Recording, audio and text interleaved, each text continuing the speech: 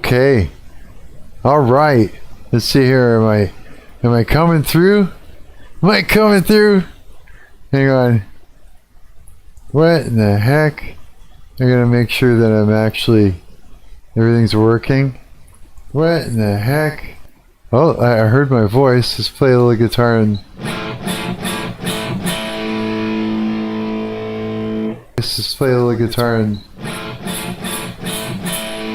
yeah, it's kind of coming through.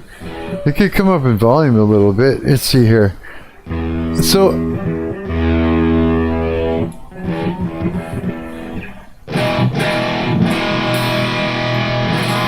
hey Dillian,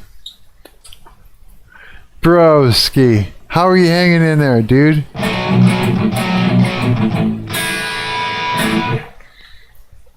Oh yeah, anybody that's popping in and has no idea what's going on, I'm Marc. Hi, I'm your parasocial friend on the internet, and we're gonna hang out with my friends and we're gonna have a good time here tonight.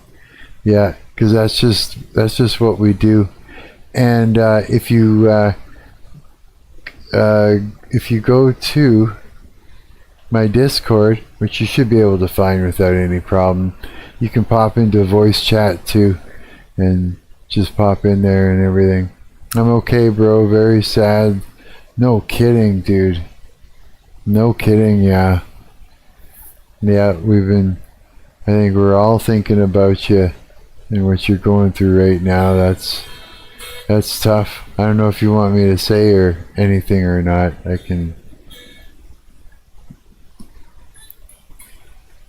don't want to just like air out your dirty laundry or anything. But if you want to talk about it and it's something you want to share, I got the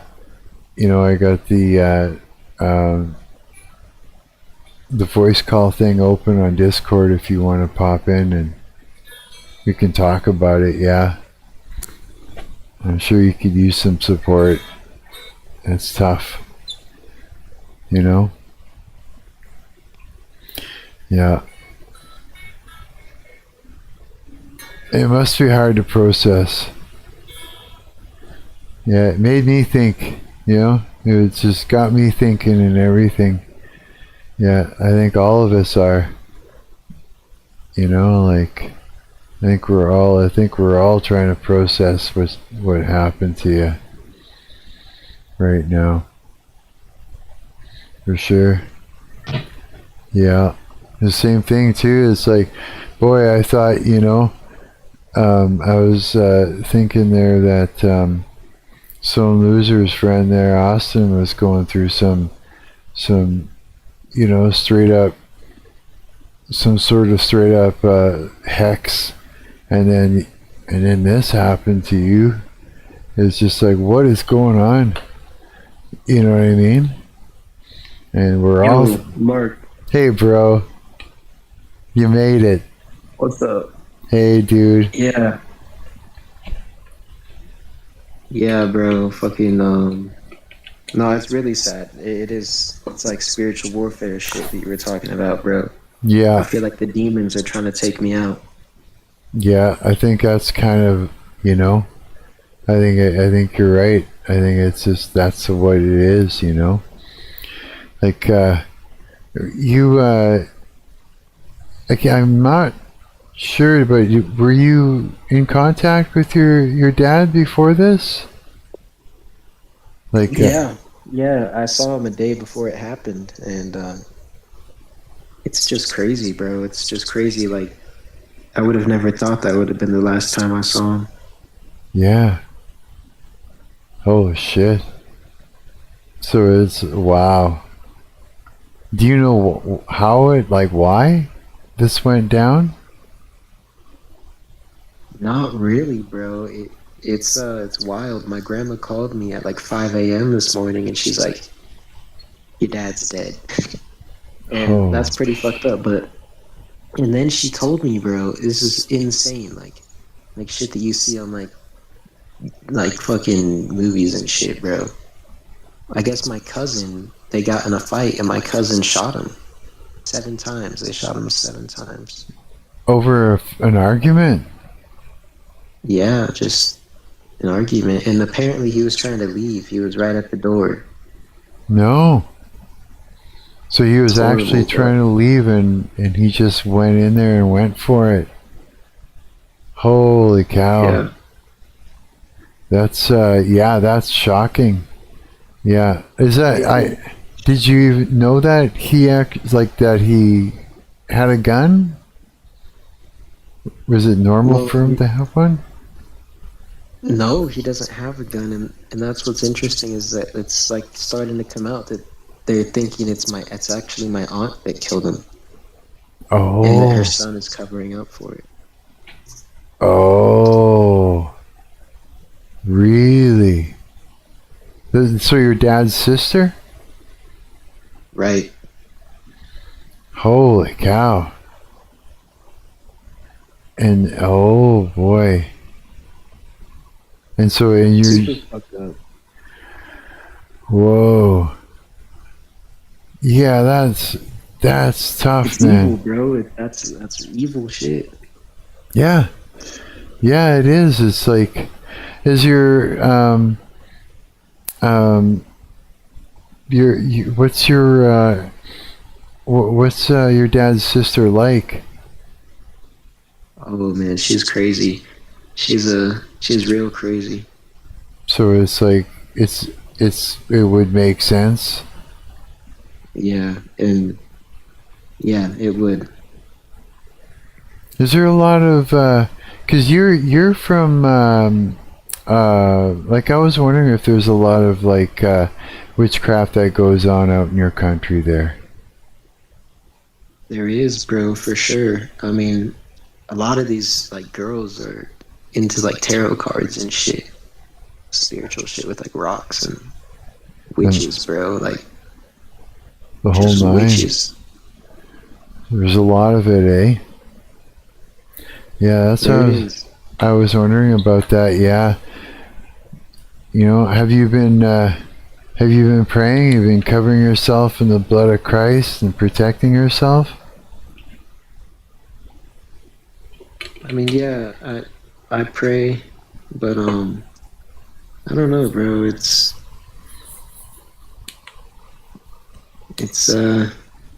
yeah, I've been praying, but I don't know.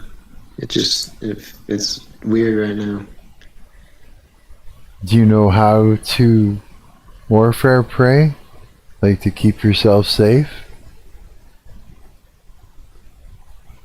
No, I don't. I mean, I believe that like that if there is God, that he's I try to have a relationship with God. I don't pretend like I know things, but I think that there likely is a God, and I pray to him and I thank him for life and shit. But I believe that he got me. He's got me if Oh yeah, absolutely. I ask him for protection and shit. That's good. You know, yeah. You know, like, were you in my last night, in my live stream? You were in my live stream last night, eh? I'm not sure. You made it for a little bit. Yeah, just for a little bit. Because I would suggest going back to, hang on a minute, because you sort of need to learn how to warfare pray, because it's you actually have to take initiative to protect yourself. And with all that kind of stuff that's going on right now, I mean, everything that's been happening there and that, I would highly suggest taking initiative at this point. So I mean, I can I'm going to set you up with something that you can refer back to and just play the video and come into agreement with, so it's easy. You know what I mean?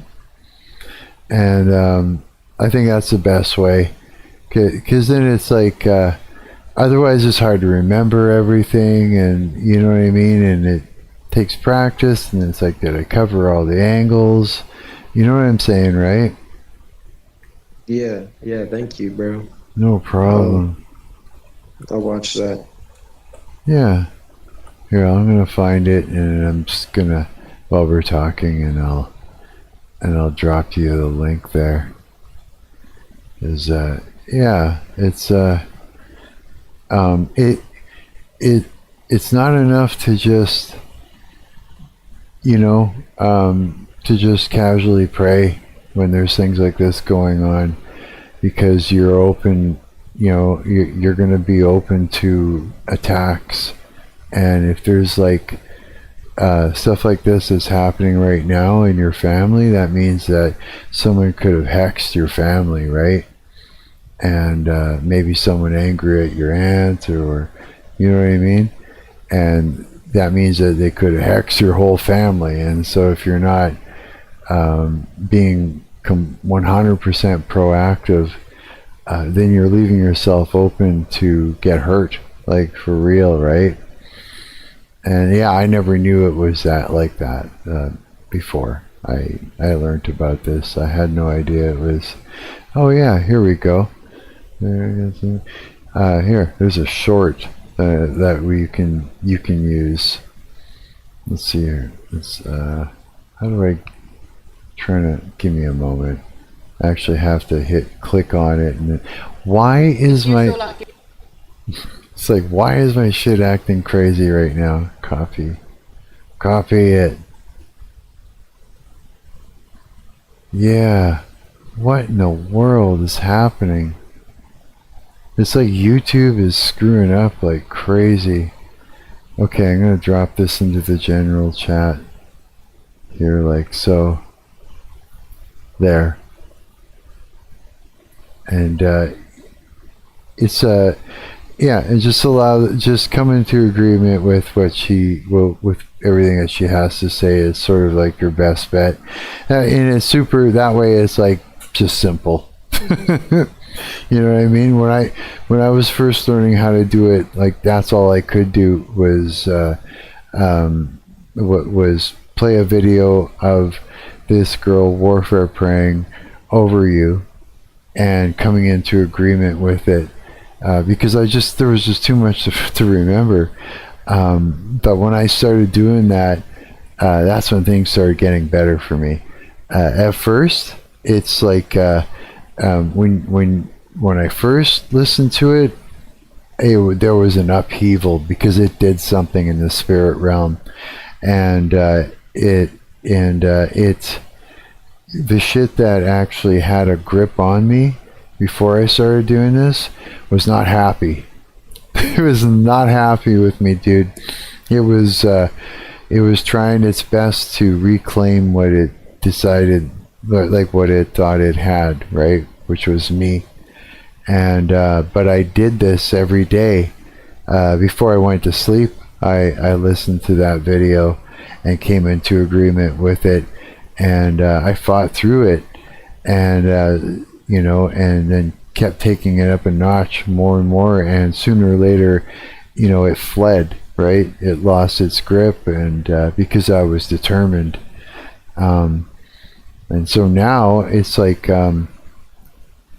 I do it myself to my best of my memory, right? And that means like I'll do it like 5-6 times a day. I'll just feel it. I'll just know that it's time to protect myself. And holy cow, it's made a world of difference. Like a huge difference. Yeah, for sure. Yeah, I had no idea until I started experiencing this. Yeah, you're gonna need all that protection. So, yeah, man, I'd be in shock right now too if I were you. Yeah, I would be. So, were you close with your dad then? Yeah, I was. Oh my God. He was supposed to come back around and see me that day. Like a couple hours after it happened, he was supposed to pull up. And I called him because he didn't show up, but he didn't answer. And I just figured he was busy, but got fucking murdered. Jesus. So you think that maybe your aunt is like under the influence of, witchcraft, or is this something that, does she dabble? Yeah. Do you know if she dabbles in it herself? I don't think she's very spiritual or even religious or any of that. But dude, I'm sure you've come across some people like this. There's something just actually so evil about her. Like, just like, I don't know, bro. Like, I could tell you some crazy shit she's done, but she's it's just like no remorse. Just like it's all about her. And Really? No, it's wild, bro. She's literally like one of those evil people. But I'm not completely sure she did it. That's what they're saying, is that they think she did it now. But Now that I they've could also see my cousin doing it, because he's had some problems with him. But it's so all crazy, bro. it's hard to tell right now, eh? Man, yeah, I know what you mean. Yeah, I know that, it's like, yeah, you're right. Like, there are people that are like that, that have that. Yeah, I know what you mean. Yeah, I know exactly what you're talking about. So, I mean, wow. So I guess in a few days or so, you're going to know a little bit more. Once they've interviewed, interrogated the both of them. Sooner or later they're going to figure it out. I mean, that's what the police are like. They're really good at what they do. And I hope they do. I hope they get the right person, because that would be insane if my cousin's sitting in there and his mom killed him. I mean, that'd be fucked, but that would be terrible. So it was his mom then. What? So yeah, your sister, your dad's sister, then that's your cousin's mom then. Okay, that makes sense. There. Yeah, the reason I'm saying is like, I don't know how many sisters your father has or brothers or anything, so that's why, yeah, I didn't know until you said that, yeah. Yeah, this must be tough to process, bro. Like, I've been putting myself in your shoes and just imagining it, and I don't know. My head just keeps going in all the directions, right? I imagine the parent that that was murdered. I imagine the other people in my family that or the cousin that would have done it, and and it's like, of course I can't actually know, because they're different people, right? But it's definitely it's putting things into perspective, like the pain and the confusion and or guilt and stuff like that too. Like, there's just so many things. The brain, I do that. I put myself into people's shoes. I feel like my brain is like kind of going in all kinds of different directions, right? It's either way, it's like there's you have no responsibility in that. There's just no way that you could ever have any kind of responsibility in that situation. Even it's just out of your hands. You know what I mean? No matter what, there's not a single scenario where you would have any responsibility in that. You know what I mean? Like, nothing you could have done to prevent it. There's not a single thing. I mean, and it's like, hey, I can imagine your brain is going to go in places like if I did this before that, or would have switched it, tracks, by calling it a different time, that. But it's like, you can't know, and you can't change, something like that. If it was going to happen, it was going to happen, whether it's like hours before or hours after. It was already a situation. You know what I mean?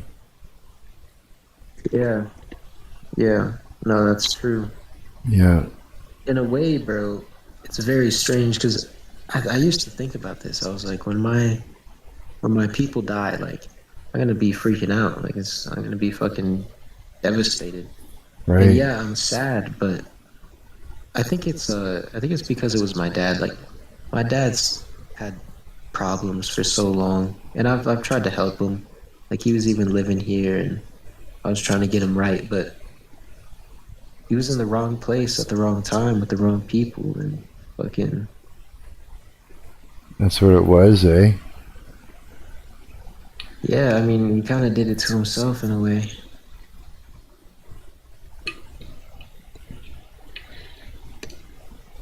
Like, if I was him, I would have known that those people were gonna kill me.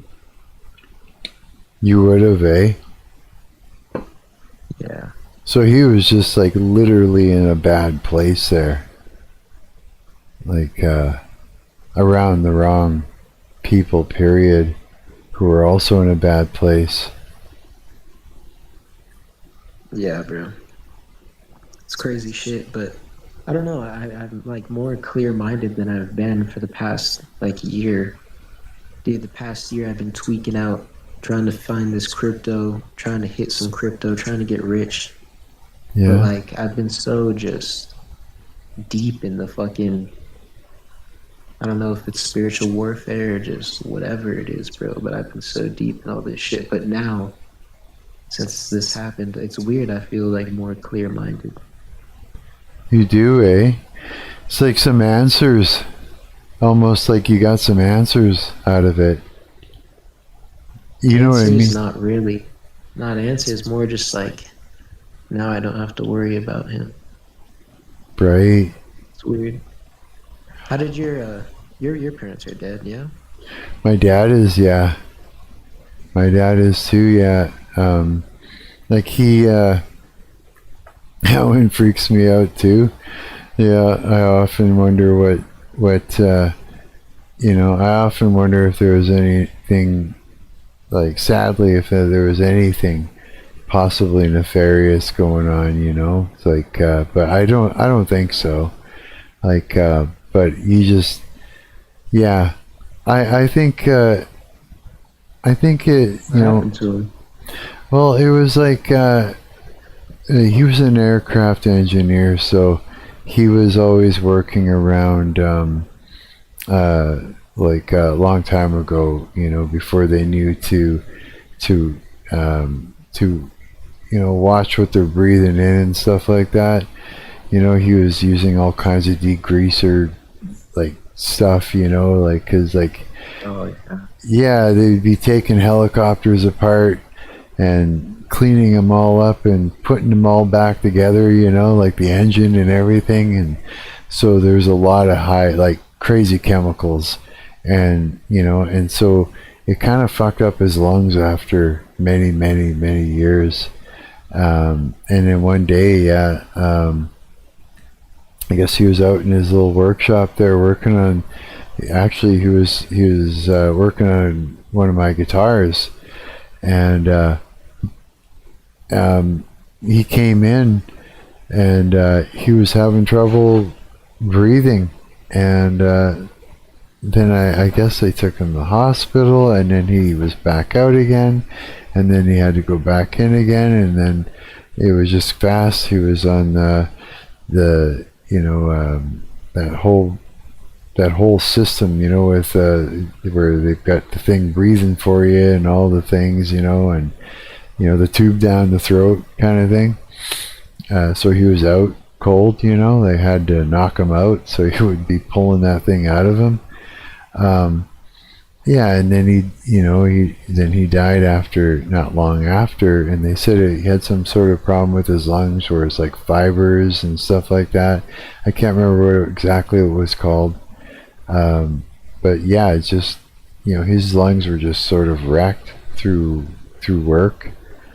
Yeah, that's what it was. And so yeah, now my mother's still alive.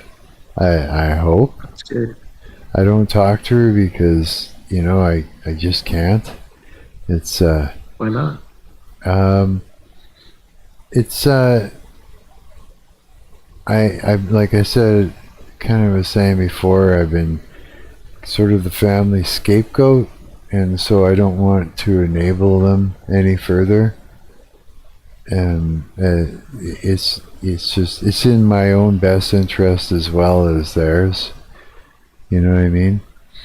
And so I've been, I forgive them. That's all fine and everything, but I have to sort of stay away from them, so that way that there's no more damage happens. I can't handle any more of it, right? Myself. I just can't. I've done a lifetime of being the family scapegoat. I can't do it anymore. It's not good for me, and I know that. And I love my family and that. And sometimes you have to. Sometimes you got to stay away from your family members if they've been, if they haven't been. It's like, and it's a weird thing because it's like, they treat you good and bad at the same time, if that makes any sense, Yeah. Yeah, it's like the kind of thing where it's like, so if you're like the family scapegoat, then you're the one that sees through everybody, and that's a problem. And so you become a target, right? Because it fucks with them. And it also, the family scapegoat gets sort of cut open and filled with the family sins, and then they send you off into the world to die with their sins. It's a real bizarre thing. It really is. And so it's like, it's almost like it's like something that's going on under the table, and then at times it's very obvious.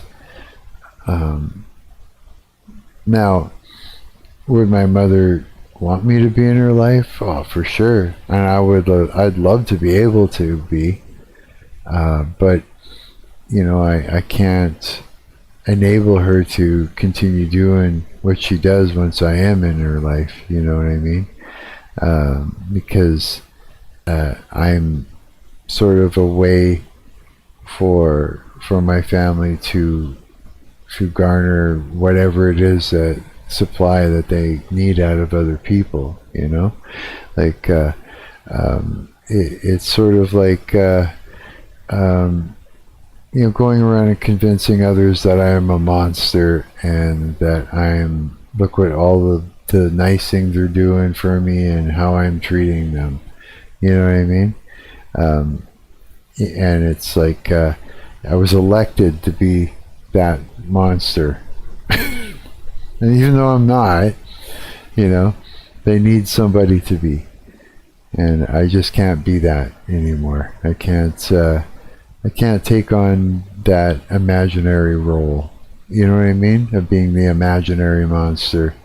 The smear campaigning and the reframing and the gaslighting and everything that happens and occurs when I'm experiencing all that is just, it's not good for a person. It's abusive, right? And so I'd rather not put myself in harm's way anymore, and I'd rather not enable that type of behavior any further, right? And so because of that, makes sense. Yeah, it is what it is, right? But I've thought about that a lot today. I actually thought about that a lot today. All of this that happened to you made me think about my family a lot. Yeah. And I thought about my mother too. It's, but here's the thing. I told God, I said, anybody that's not good for me, slam the door on them. Any opportunity that's not from you, God, slam the door on it. Remove the locusts from my life, sort of thing. And because it's just there is no other answer. You have to do that. There's no other option. If you don't, then you're getting eaten alive constantly. And it could just lead to worse things, right? So yeah, bro. Yeah. So I mean, it's life, bro. We're all gonna fucking die. It's just how are you gonna die? Who knows? Oh yeah, absolutely. And it's like, and once you do die, it's not like I imagine to some degree you don't even know what happened. You know what I mean? Everybody else is experiencing your death more than you are, I think, to some degree. You know what I mean? At least in a different way, right? Again, though, I'm not sure, bro.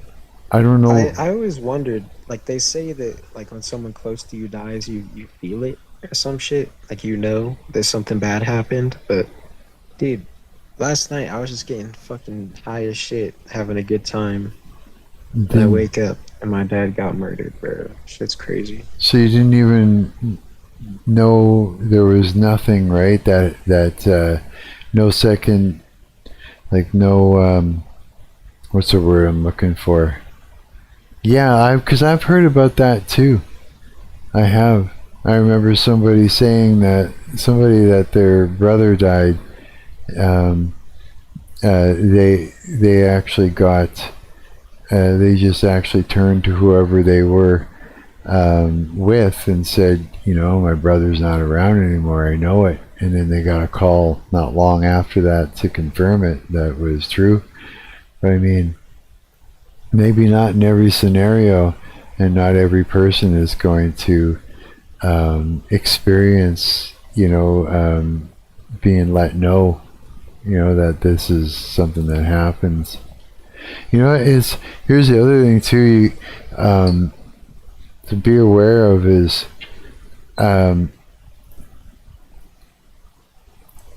supposedly, you can, like, now that your father is gone, you got to watch out, because this is an opportunity for something to trick you into thinking that you're, communicating with your dead father, and that it's not actually your father. It's like it's very common that what it is it's a demon that will take form, take a dead loved one's form always. They always take advantage of that opportunity, and they'll fool you, and then all of a sudden one day, as you're following this thing, it'll slip up and reveal itself, and then you're like, oh shit, right? Yeah, but it's a very common thing to happen. Yeah. I can see that. That's good advice, bro. Yeah. There's evil shit out here. Oh, I know. And it's ramping up everywhere right now because of where we're, where we are in history on the timeline, right? Things are getting crazier than ever. There was somebody that was saying that, because here's the thing, Christians will fast so that way they can gain a bit of energy in the spirit, right? If you're starving the flesh, then the spirit gets stronger for some reason. That's a thing. And someone was saying that there was a woman that was on the plane, an older woman, talking to this younger girl, and they were talking, and they came around, like a stewardess came around to feed this woman, like this younger woman, and she turned it down and said, "No, I'm fasting." And the older woman goes, "Oh, are you a believer? Like too?" As well as this old woman, right? Because she's right away recognized that as being something that very Christian. She goes, "No, I'm actually a witch." She says, we're going to, I've been fasting because we're all going to a convention where we're all fasting to gain some power in the spirit so that we can hex pastors' children. It's just like, so the witches are fasting right now to gain spiritual power so that they could get together in groups, large groups, and hex. That is completely insane to me, bro. Like, how, Yeah. I don't understand. I wonder, like, are a lot of these people real people? Yeah. Like, how do you go out of your way to fast so that you could hex someone's kid? Yeah. Like, I'm not sure if that shit actually works. Oh, yeah. Even if they believe that shit actually works, and it's just evil. That's evil shit, bro. It is. Here's the thing: is if the pastor, yeah, that's the thing, eh? It's like the pastor might be good, unless he's fallen away or he's slipping or backsliding a little bit, and then he's not protected, right? That's the thing. It's like when I say that, I warfare pray, I do it to the best I can, and I do it often throughout the day because it is a war, and I can feel when shit's going south. And as soon as I stand up and I take authority, and I speak with authority, and I declare victory too, I can shut it down, right? And it's very real. And here's the thing too, is like demons will have a smell, a certain scent to them, and you can tell when they're around. You can smell it, and once you've done praying, it'll be gone. That scent will be gone. Yeah, for sure. It's when you've done it enough times, it's not deniable anymore. It's not your imagination. You just can't deny it anymore. Once you've been doing it a lot, yeah, it's like okay, this is real. And because things are ramping up right now, and where we are in the timeline, like the witches have a lot more power than they did before, and Satan is trying to get them to take down the restraints, right? Because the Antichrist wants to step out onto the world stage, but it's the Christians that are restraining him. Because it's like this, it's like the Christians have been given authority through Jesus Christ of Nazareth to stomp on the heads of snakes and scorpions. Oh, what does that mean, right?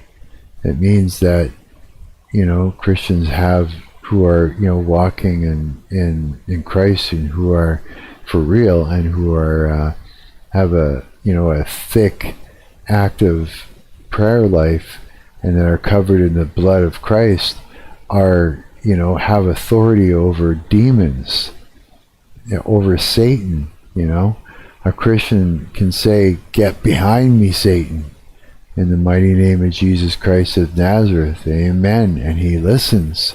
So the Christians are the restraint, and so the Antichrist can't even step out onto the world stage until the restraints are gone.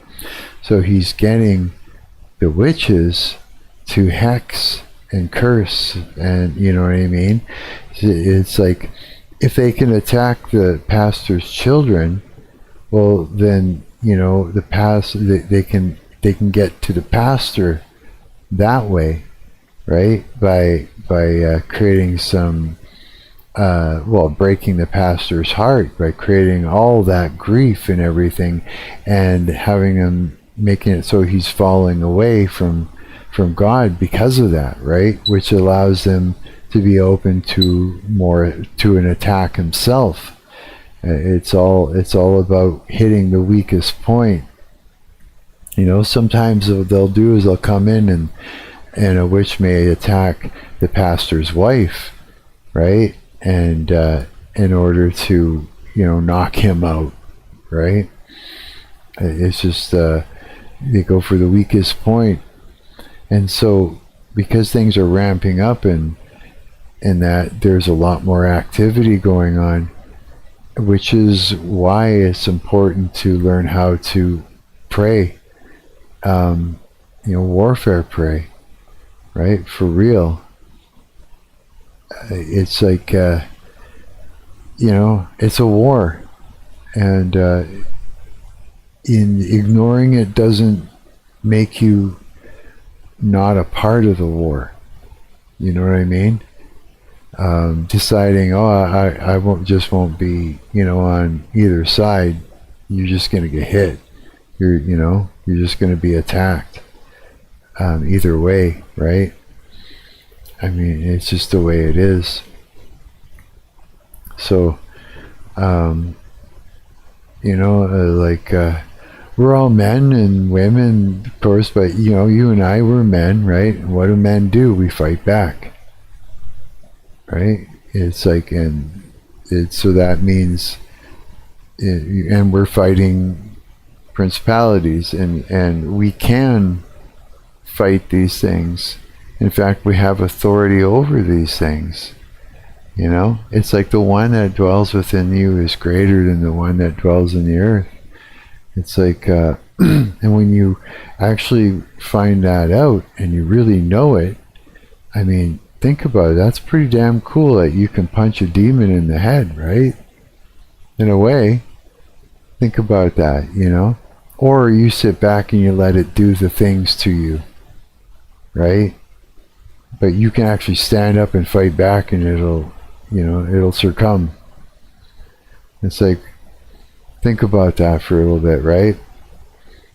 And that just means, running through a list of things that you have to pray in order to cover yourself, in order to protect yourself, in order to, cancel curses and hexes and spells and that, to burn it up in the holy fire, to rebuke it, you know what I mean? To ask God to expose whoever is, plotting and scheming against your life, and to cancel their plans, and to bind it up and cast it out. Like, this is like, it's just through spoken word. You have authority over these things, like full on. You just got to stand up and take, pick up your cross and fight back. It's a war. It's time to pick up your weapon and fight, right? Fight or get. Yeah. Yeah. You're right. You're speaking facts, Mark. Mm-hmm. Yeah, I know I am. When it happened, bro, the first thing I thought, it's funny, you brought up, what'd you bring up? Backsliding. When it first happened, the first thing I thought, bro, is that this happened because I was out of alignment. Yeah, it didn't happen to you though, but it did happen to you in a way, because it was a way of trying to break your spirit a little bit as well, right? I mean, it is, bro. The Jews put a hex on me. Yeah, that's crazy. All that is the thing. How did you do that? Hey, did you do that? Yeah, there's a soundboard on here. What? No way. I was it's like the little What? It's the horn thing. Hang on. Where the hell? Open soundboard. No way. What? You're kidding. You can add a sound? So what if I add a sound? What do? Upload a file? No way. Oh my god, you're kidding. So I can add... game changing.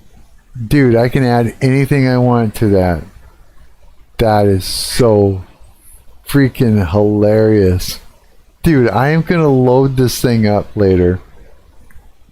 With the craziest sounds. I will, yeah. I told my buddy Jay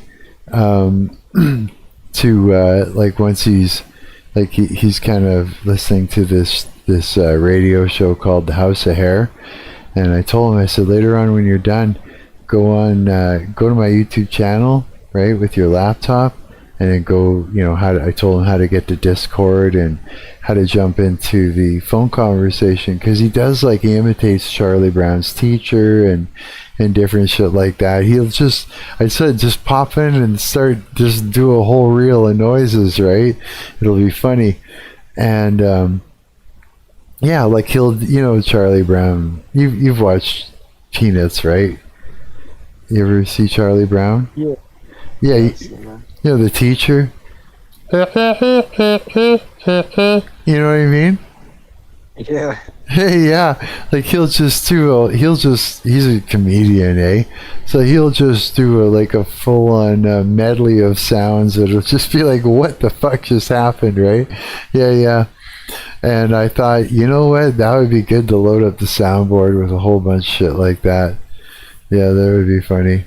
I'm gonna have to get him to do some things. Fucking. You can do that yourself.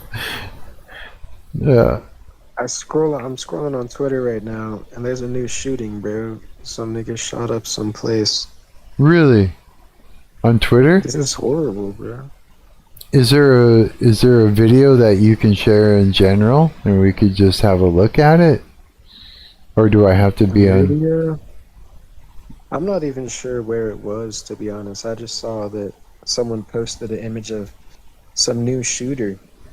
This is wild. I never understood this, bro. Like the kids that shoot up schools and the people that shoot up like churches and supermarkets and stuff like that. Like they think they're making a change, right? Like that's the whole point. They're like, oh, I'm getting back at my bullies or some shit. Yeah. But or maybe it's just to be recognized. But I feel like they're killing the wrong people. Like, why are you killing kids? Yeah. It's sort of like punishment. You know what I mean? That's what they're doing. They're dealing out punishment. It's like, depending on what the situation is, if it's like we've seen, like people who are sort of harboring the ideology of basically, give me privilege because I belong to a certain group, and if you don't give me this privilege, or you don't do what I say, I'm going to get others to publicly shame you into doing it, into bowing down, into getting, bowing, getting on one knee, right, kind of thing, or whatever. And if that doesn't work, then I'm going to actually get actual ammo and unload it into your children as punishment for not, doing that. You know what I mean, right? And that's without saying any type of group. I'm sure you've exactly what I'm talking about. Yeah. And so that would be a thing right there. And this is all like people who are being demonically influenced. And the thing is they don't really know that this is what's happening to them. I mean, if they did, they'd be screaming, running for help to the church. They'd be terrified if they knew, that this was what was going on. But to them, the experience is a stirring up emotionally, sort of like, and forcing them to react and act, and a whispering in the mind, you know what I mean? And so it's just stirring up the emotions, a lying and a whispering in the mind, and then they're already reacting in the world, and they think they know what they're doing, but they don't. You know what I mean? They're being influenced to think a certain way and feel and act out, a certain way, but it's demonic. It's demons, right, are doing this to these people, puppeting them in a sense, right? Yeah. Which is, it's a crazy thing to think, when you really think about it. Yeah, it is nuts. I mean, things weren't this crazy, decades ago. This is really going down. This is actually happening now. That's wild. And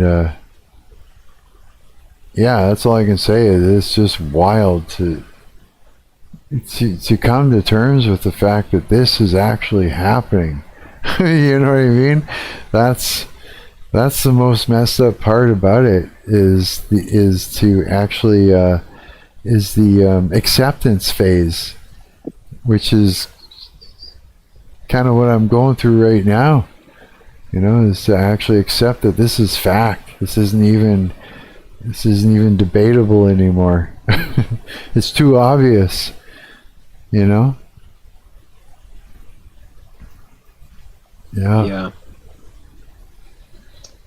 Yeah, bro. It would be a good time for Jesus to come back.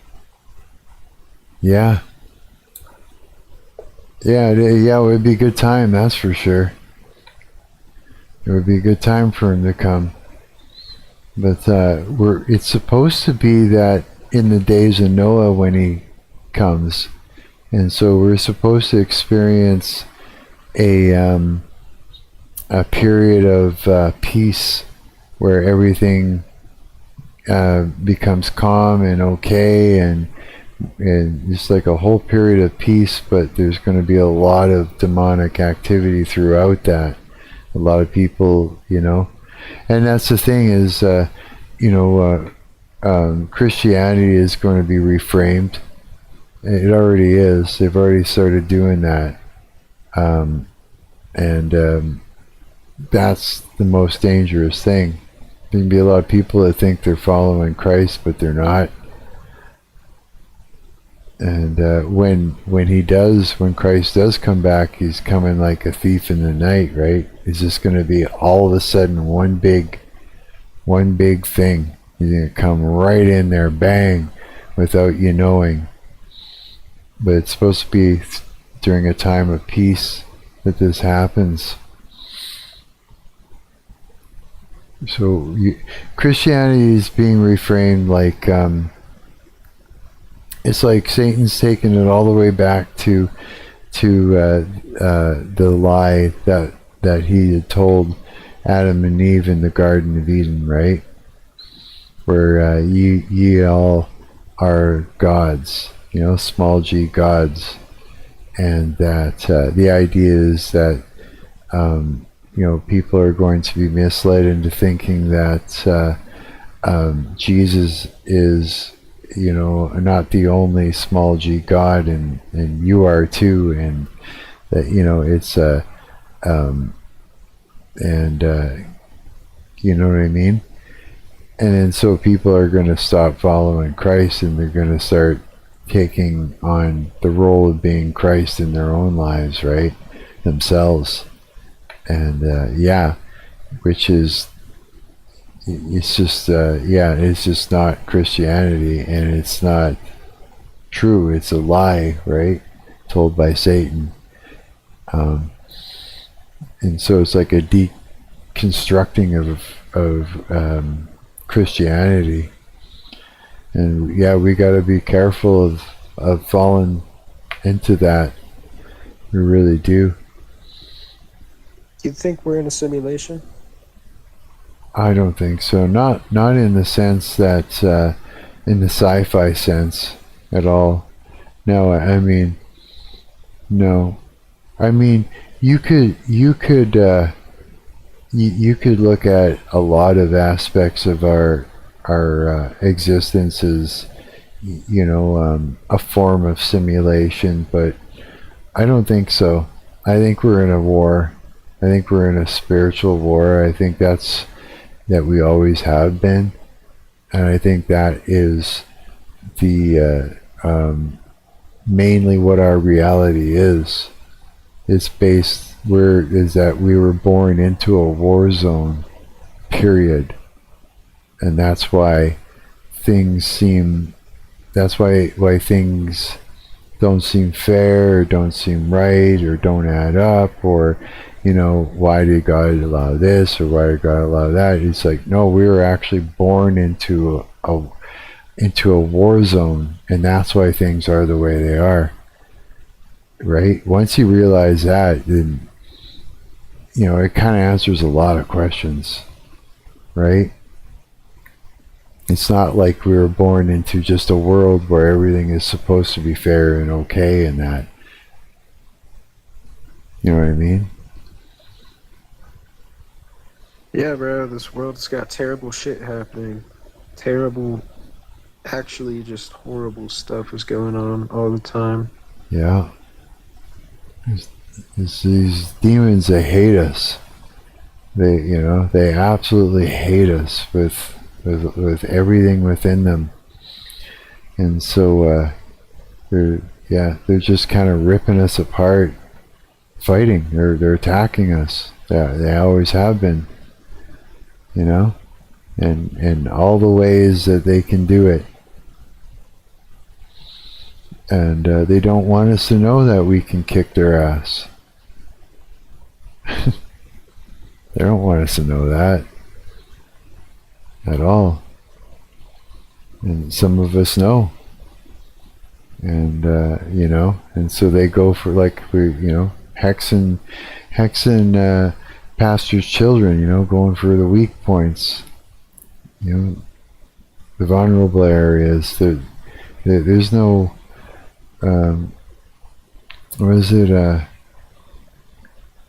they're not following any rules at all. There's no holds bar as far as they're concerned. These demons, they just want to just destroy in the most underhanded way possible, any way possible, Yeah, it's pretty crazy. But that's where we are. That's where we've always been. We're just in a very sort of, in a sense, we're in a very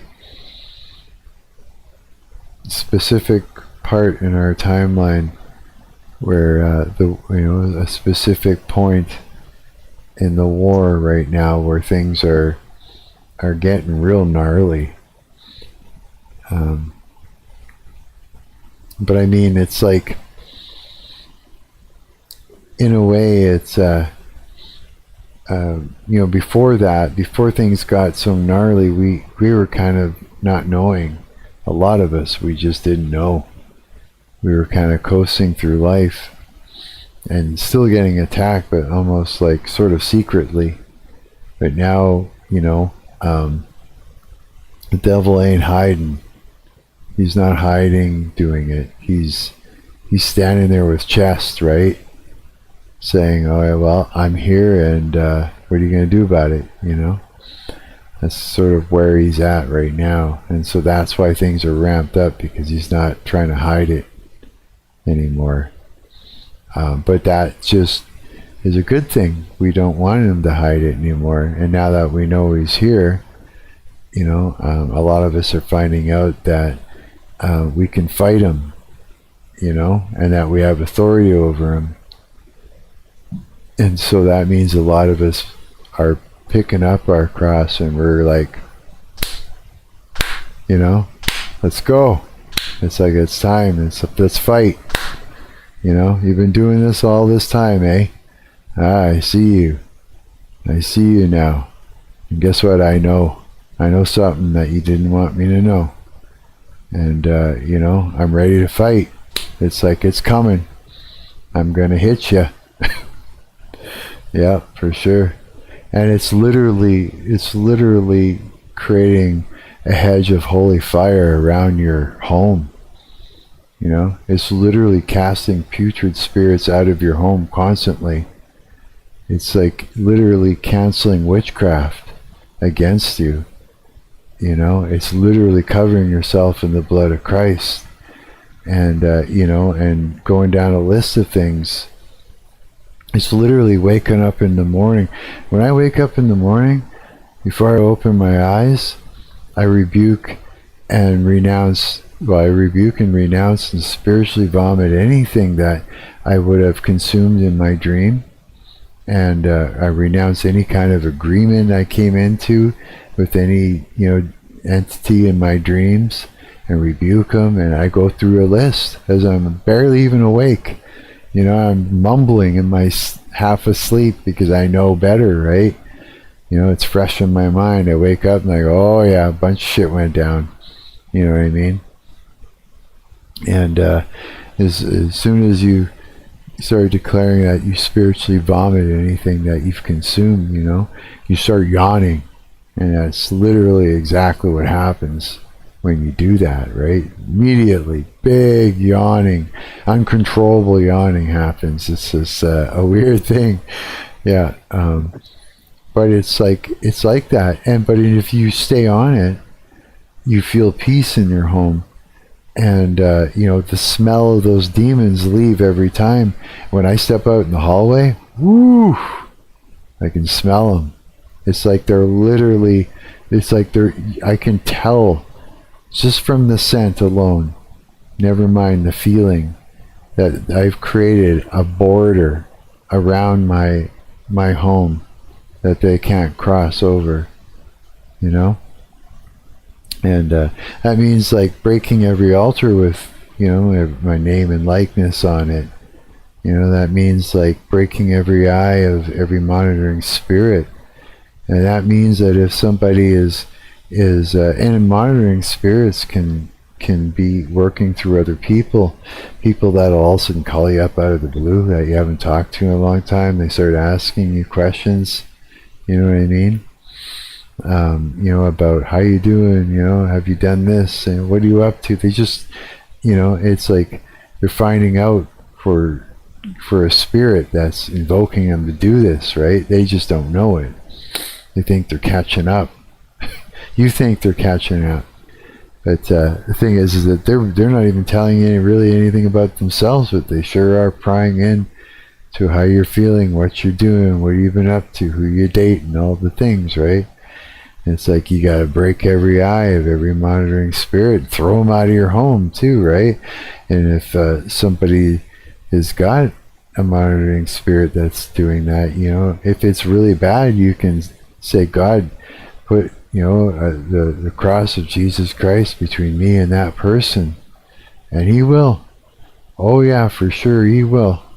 Yeah, I've literally stopped people from coming over when I couldn't tell them not to their on the phone, because it would have been, you know, too awkward. They would have been, you know, trying to find out why, you know, and just almost like they want me to say no, so that way they can make it worse, right? And create a whole thing about it. But it was like I had gotten off the phone with them and said, you know, and literally talked to God and said, you know,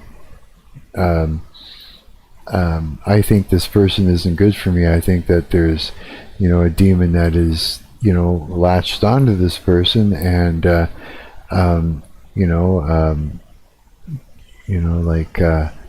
and set things up so that way there's nothing like that could cross my the threshold of my door, right?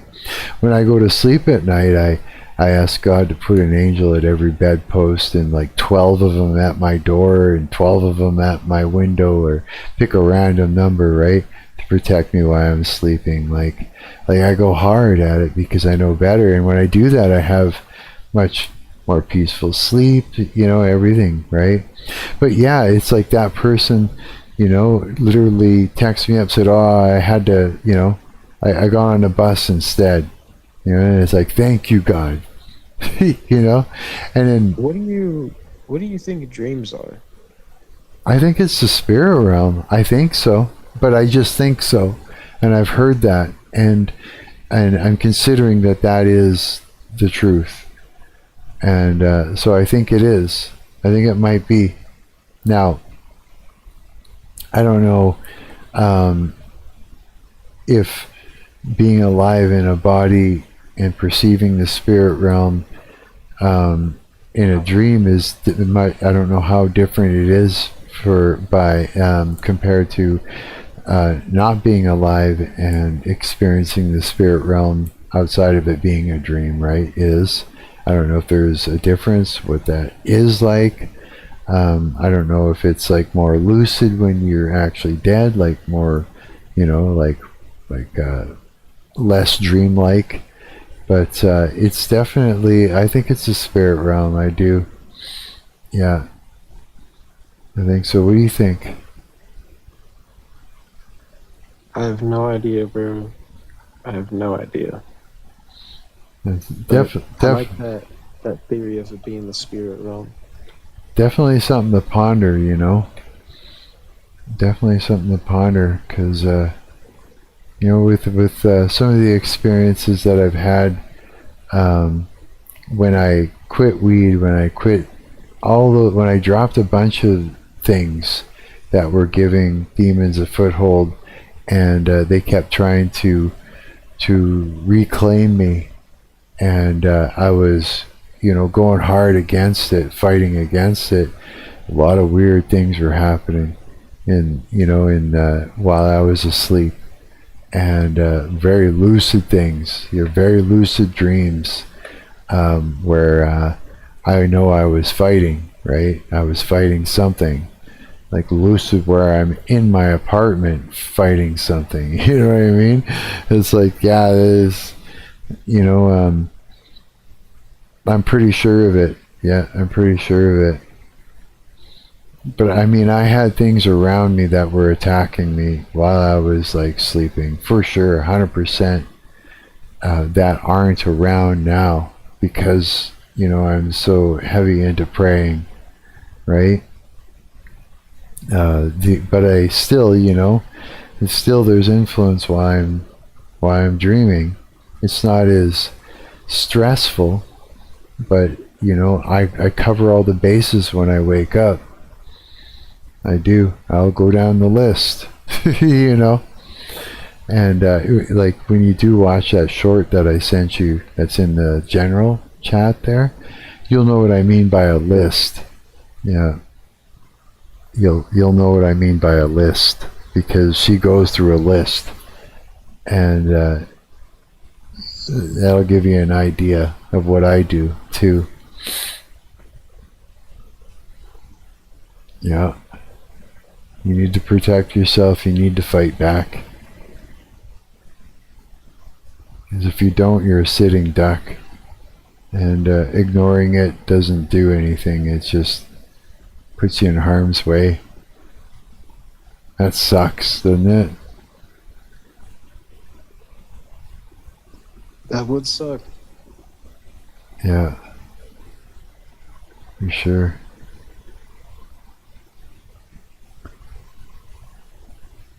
But I tell you, this coffee tastes good right now. It just really What does. kind of coffee you got? Oh, just a straight up black coffee, no sugar, no cream, just a dirty old, lots of coffee grounds cup of coffee. Yeah. Bitter and the whole nine.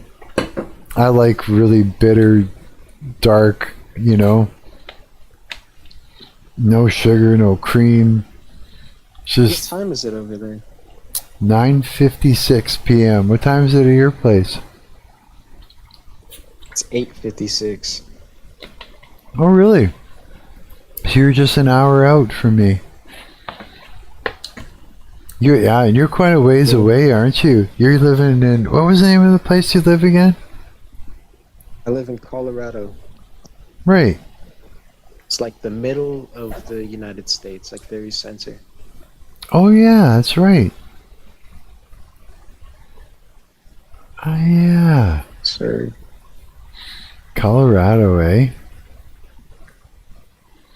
It's a nice place, but the people out here, bro, the people out here are crazy. They are? You heard about the Columbine shooting? Yeah. That was there. That was here. That was here. My buddy's mom was actually there when it happened. No. Really? Yeah, dude. She was And that bitch it did something to her, bro. She is probably the second craziest person I've ever met in my life. Really? Man, I remember that too. Oh, Coward. Hey, buddy. What's good? He says, when I become president, Denver will be the new capital city, he says. No shot. Yeah, I remember because of I remember that they were blaming Marilyn Manson for that because it was something that those two kids listened to his music a lot. Well, he was, he was, everybody listened to Marilyn Manson back then, though. Marilyn Manson's gimmick was so captivating. Like, here's the thing is, the thing that Marilyn Manson was doing was, he was exposing Satan. He was sort of, and Revelations and the Bible and all that. Like, he was like showing the demons and the dark side of our existence and bringing it to the forefront and emulating it. He was doing like that whole one album was basically how was it explained again? Like him and Trent Reznor were doing some stuff where they were like taking psychedelics and entering deprivation tanks, like tanks that you go into where it would cut out all your sensory deprivation, you know what I mean? And so that they could have like all these spiritual sort of experiences in order to gain insight and even draw from it creatively and that. And so that's where all that sort of came from. Outer body experiences and everything else, and that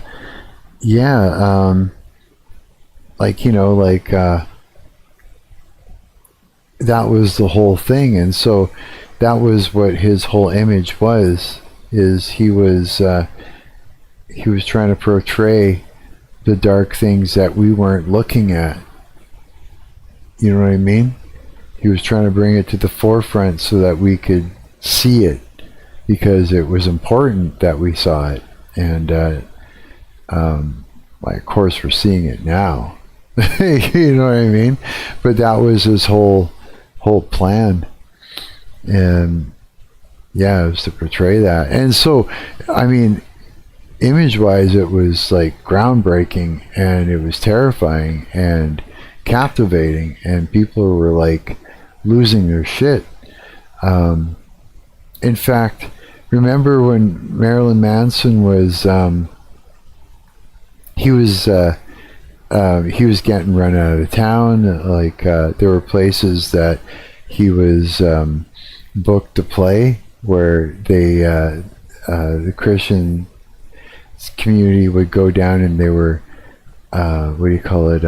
protesting, and to the point where the people that would own the venues would have to say, you know, it's canceled. You know, you can't come here and play, right? Well, remember when I was actually in that Marilyn Manson clone band around the same time, right? And we were on the road, and you know, Marilyn Manson impersonator, and where was it? It was Calgary that we got paid not to play. We rolled into town, and we went to load into the club, and there was somebody else playing. It was like, what's going on? And then they gave us a free hotel room. They paid us for our problems, and they were like, nope, we can't let you play here now. They've been picketing and everything else, and you know, so it was just like, yeah, not even the clone, the, you know, bands were allowed to, you know, in some places. It was a big thing. But I mean, I understand why the Christians would do that. You know, they're trying to fight back, right?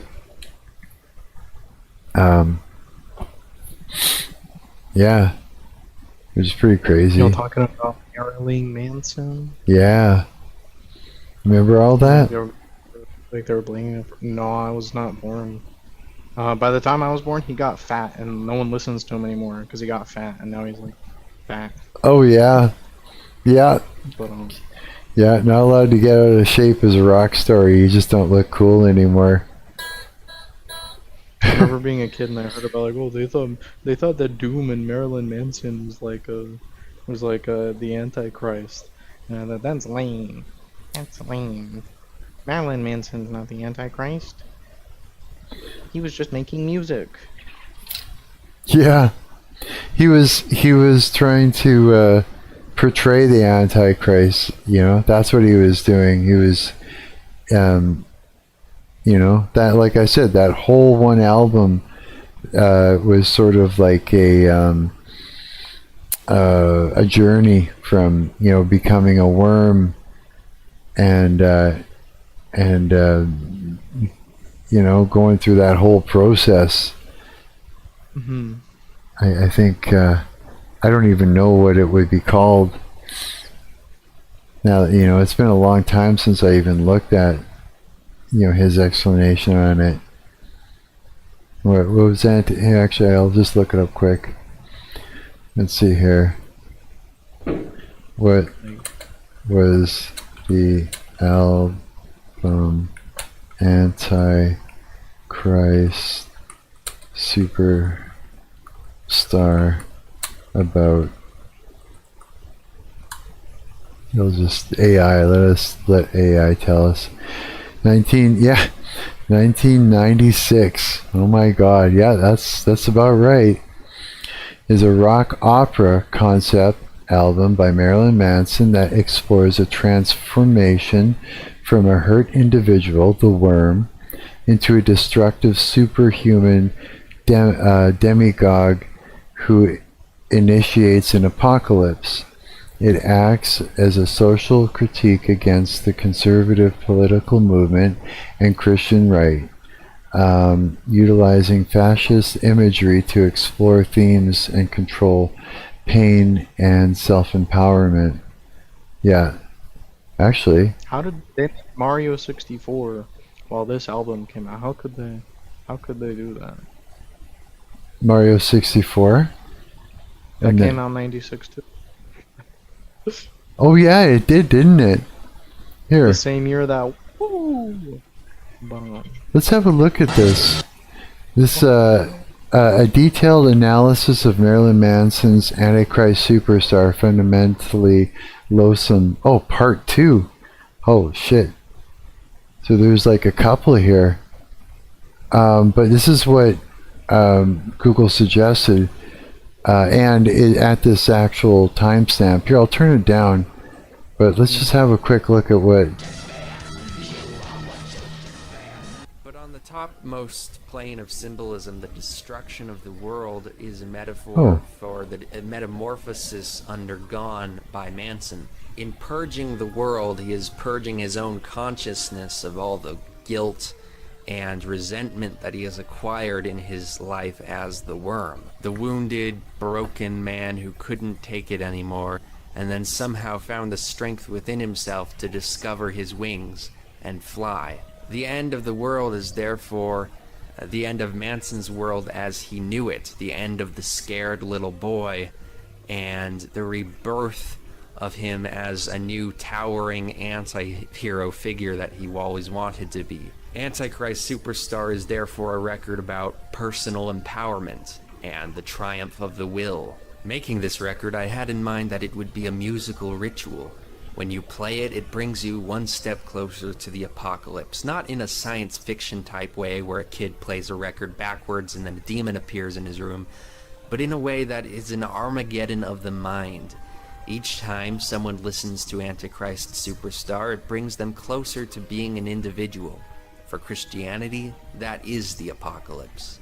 Yeah. When I speak about the end of the world, it may be in literal terms, or it may be a matter of everything in your mind dying off and starting fresh.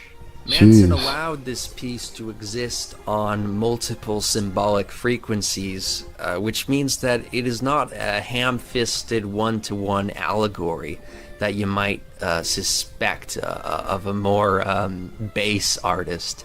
Instead, it's really applicable to a lot of situations, which gives it its resonant power. Huh. In the metamorphosis of insects, there are 3 distinct phases.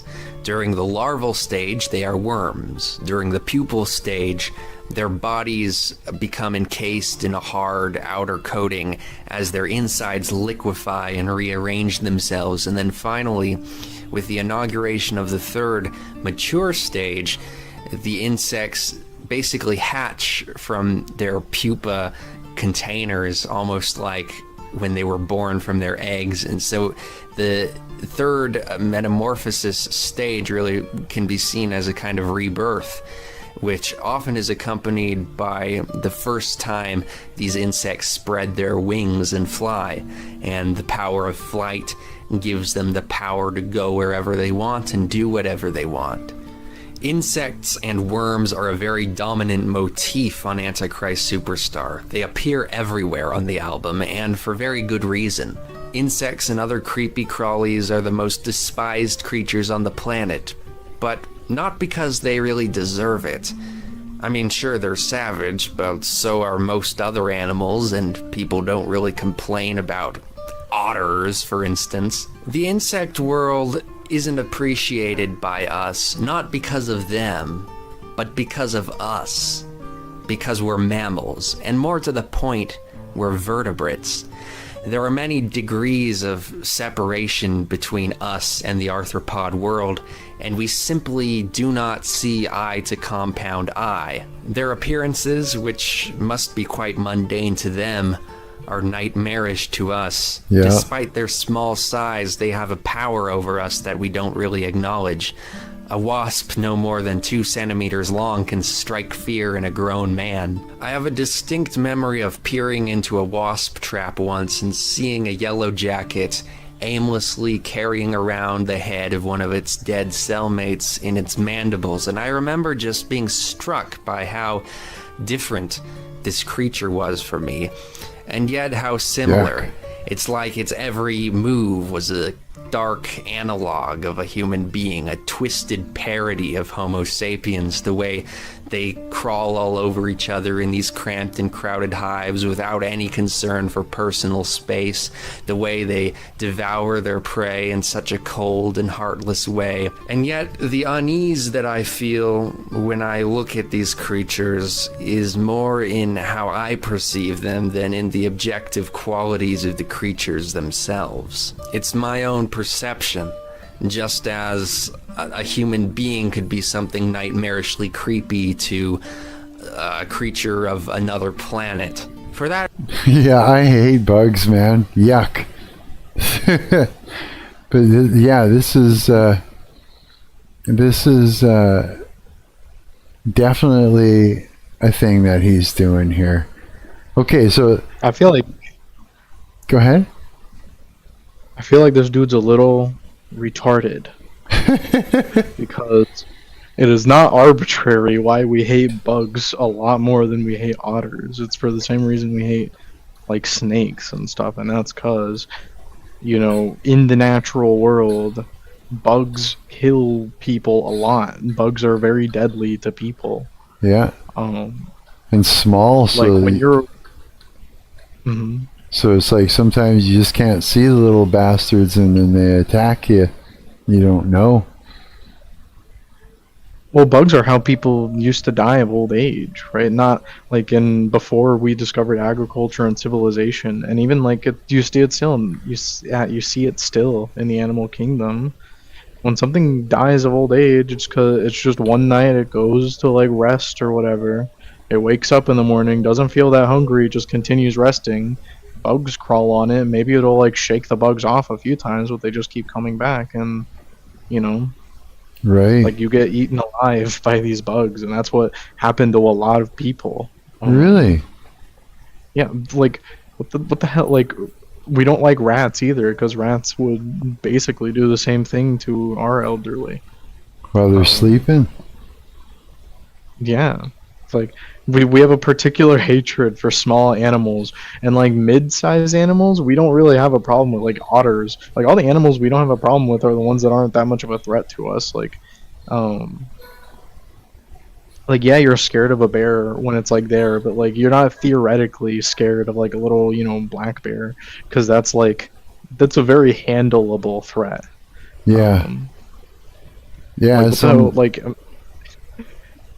if a bunch of bees want to kill you, you're dead. Like there's nothing you can do if you're in a primitive society. Yeah, you're right about that. It's like when they get too small, it's not. It's hard to fight. When it's too big, it's hard to fight. When it's like a certain size, you know, it's when it's it's a in lot our easier. size range, we're pretty good. Yeah. It's just when there's a whole bunch of little tiny things, it's just, yeah, it's just way too easy for them to get you. That's true, yeah. Mm-hmm. It is true. Yeah, so I mean, Marilyn Manson, yeah, that's a crazy thing, eh? His whole album, the fact that it's brings you closer every time you listen to it, to the apocalypse in a way. And you know what? It was like that's when I was living with Crystal there. That's a girlfriend I had for 9 years, and she was huge into Marilyn Manson. Yeah, and so she was all she thought it was amazing. I guess that I was in a band where I was imitating him. At that point, it was she was all about that. She thought that was just great. Then that happened while I was dating her, sort of at the beginning of our relationship. I ended up doing that, getting that gig, and I remember being in the bathroom trying to do do the makeup and trying to pull this cosplay thing together, and I'm in there and I'm like, fuck, I'm like, something's missing, I can't get it right. I'm like, and I was like, it's the eyebrows, they have to go. Fuck. So I remember I walked out there and I said, well, I kind of have to shave my eyebrows off for this. Are you okay with that? And she goes, yeah. And so I went in and did it, and then I finished the makeup, and it worked perfect, eh? And I came out and showed her, and the reaction was quite surprising. At least quite the reaction, let's just say. Yeah, there was a lot of getting on knees and things like that. All of a sudden, just role playing or something just occurred in the living room, right in the moment. Role playing happened. Yeah, it was kind of a weird thing. It's just like, fuck's sakes. But being a musician's a weird thing when it comes to women. I feel like when he was huge, and this goes for like like not just Marilyn Manson, but like especially him, like that's probably an example of like an actual, I don't know what you would call it, like a spell or a hex or whatever. To me, those are all the same thing. But it's like an actual like mass like nuclear bomb hex, where it's like, and it's like he wasn't even that bad. He wasn't even that bad. No. But like all the people I met when I was in high school and all like the bad people I've known been in with, always the thing that like points them to some kind of what, you know, to some kind of bad place is like some guy, and this is kind of what like nowadays what I see, like, okay, this is what Marilyn Manson was actually doing, was I'm gonna make money by like looking at the conservative Christian right, and I'm just gonna like do the kind of, you know, the thing like an uncle does to you when you're a kid, where it's like, I'm not touching you, I'm not touching you. Yeah. He's like, you know what I mean? Yeah. That's kind of what he was doing. And like, and then the reaction that the which I don't think they were right. I don't think these Christians were right to like, you know, go full schizophrenic about like Doom and Marilyn Manson. And, Oh like, yeah. consequential things, but him like kind of poking at them like, I'm not touching you, I'm not touching you, and then they like explode, and then he's like, look at these hypocritical Christians. Yeah. And that's like that's always how it is. It's with Yeah. with the people experience, it was always like they got exposed to bad Christians, and it's always He was because raised. there are such thing as bad Christians, and because their church did not prime them for the existence of, yes, this is a Christian, this is a real true Christian, they are also a bad person, and they're also going to murder somebody in 5 years, and they're not going to repent of it, and they're going to keep it a secret for the rest of their lives, but also this is still a real Christian. They were never prepared for that scenario. They think that being a Christian means being a good person. He was rage baiting so the Christians. Yeah, and that's what gets these people to like turn. You know, either they go to atheism, like 90% of them go to atheism, or they'll go to some like kind of LaVeyan Satanism, usually. Wow. Yeah, that So was. it's like, He was terrifying, it's like- his videos when he first came out. What's that?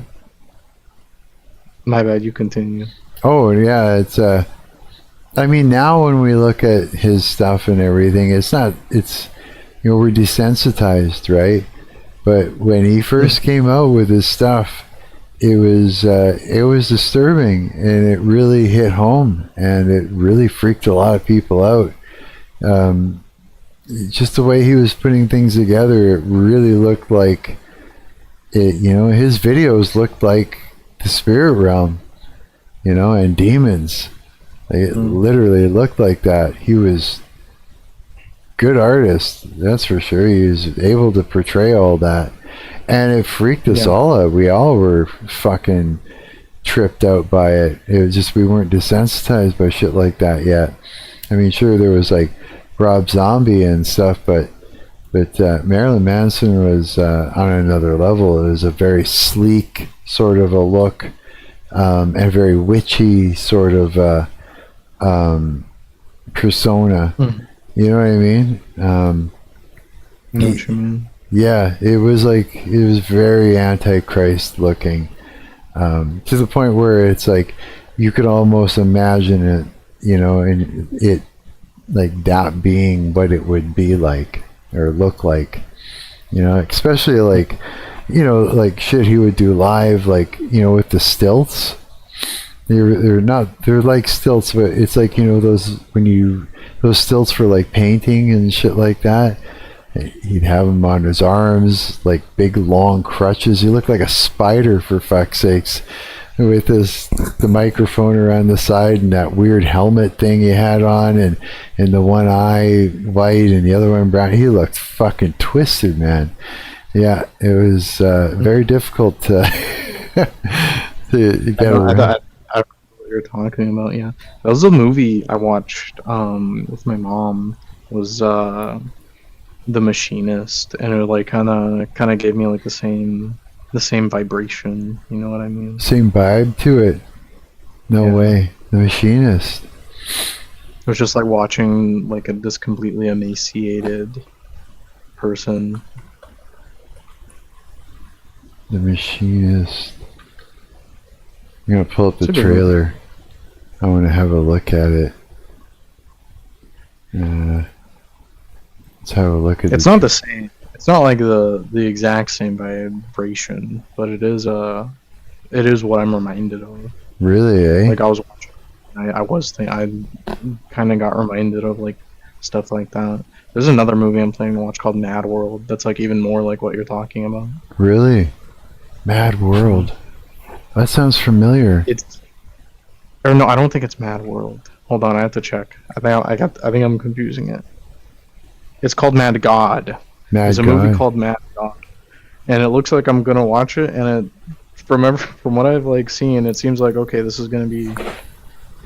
I feel like I'm gonna struggle to watch a movie after I watch this. I don't know. It looks like it's gonna be a really.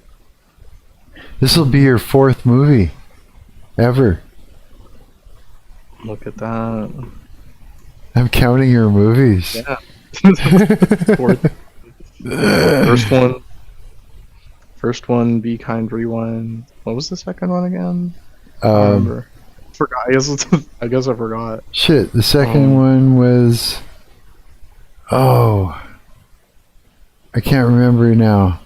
How come I don't remember? I should remember this. It's only 2 movies. I mean, I should remember it. I'm the one who saw it. Yeah, you should remember that. And this is... Oh. So, this is... Okay. So, it's called what? A Mad God? It's just called Mad God. Whoa. It looks like one of the I like stuff that's really artsy. Like I've never been a big movie person, but I've always watched like the like artsy like kind of like whenever someone would upload like a short video or something. I always liked that. Wow. I'm just looking at the visuals of this. It's like claymation or something, but it's like wow. scary. That looks twisted already. They're really twisted. Yeah, that's crazy. It's like hell. Mm-hmm. Doesn't it? It's like, yeah, that's gonna be a tough one to watch. Oh my god.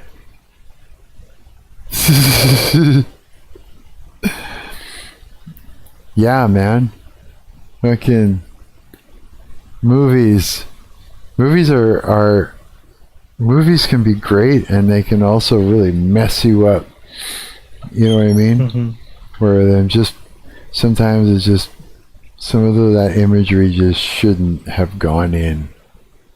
You know what I mean? I was talking about that with my buddy Joey like not that long ago. It was like because his whole not his whole thing, but like something he was telling me about was like I don't want to read books because I don't trust these authors. I don't want them putting ideas in their head. And it's like meanwhile it's like I don't know. This nigga watches Instagram reels. Like, oh shit! You think that's different? You watch movies and you think these people aren't putting ideas in your head? True, man. You can't be scared of manipulation. Yeah, because it's like, and before you know it, if you're scrolling, it's like before you know it, it's already gone in. It's like you don't even get a chance to decide. It's just in there already. You know what I mean? Like scared at how much stuff I'll read about something and I'll like realize how much I take it for granted. That's why I like yesterday we were talking about that lady, and I noticed like a lot of the language she was using kind of reminded me of like these like folk Catholic, not like institutional like in the Catholic Church, but a lot of the things like that Mexican grandmas talk about, right? That's what I mean by folk Catholic. Yeah. And like these kind of the genealogies of these ideas and like where they come from. Like for like not that long ago, like the word republic, like we think of Republican, a lot of people just think of it as a political party, but like one step above that is thinking about it as the actual political system of like electing some local representative. And I went on a whole like dive, like trying to look at the origins of this word. And in short, like, I don't know, the thing I found out was like, it is kind of screwed up that like we don't even participate in America, at least where I live. Nobody cares. Nobody knows except for like a few enlightened individuals, even who the governor of Texas is, even less so like the mayor of our city, you know. But every single person ever is invested in the president, and even like people who don't even live in this country are obsessed with the president of our country, and they care more about the president of our country than the president of their own country. And it's like, right. We're very like, we have this idea of democracy as being superior to a democracy is superior to a republic, because a republic is like it's just a little bit less of a democracy, and the more democratier it is, the better. But really, like there's a reason that Plato chose the republic, and Aristotle chose the republic, and all these people, they chose the idea of the republic because on the level of your locality is the only level at which you know what's going on.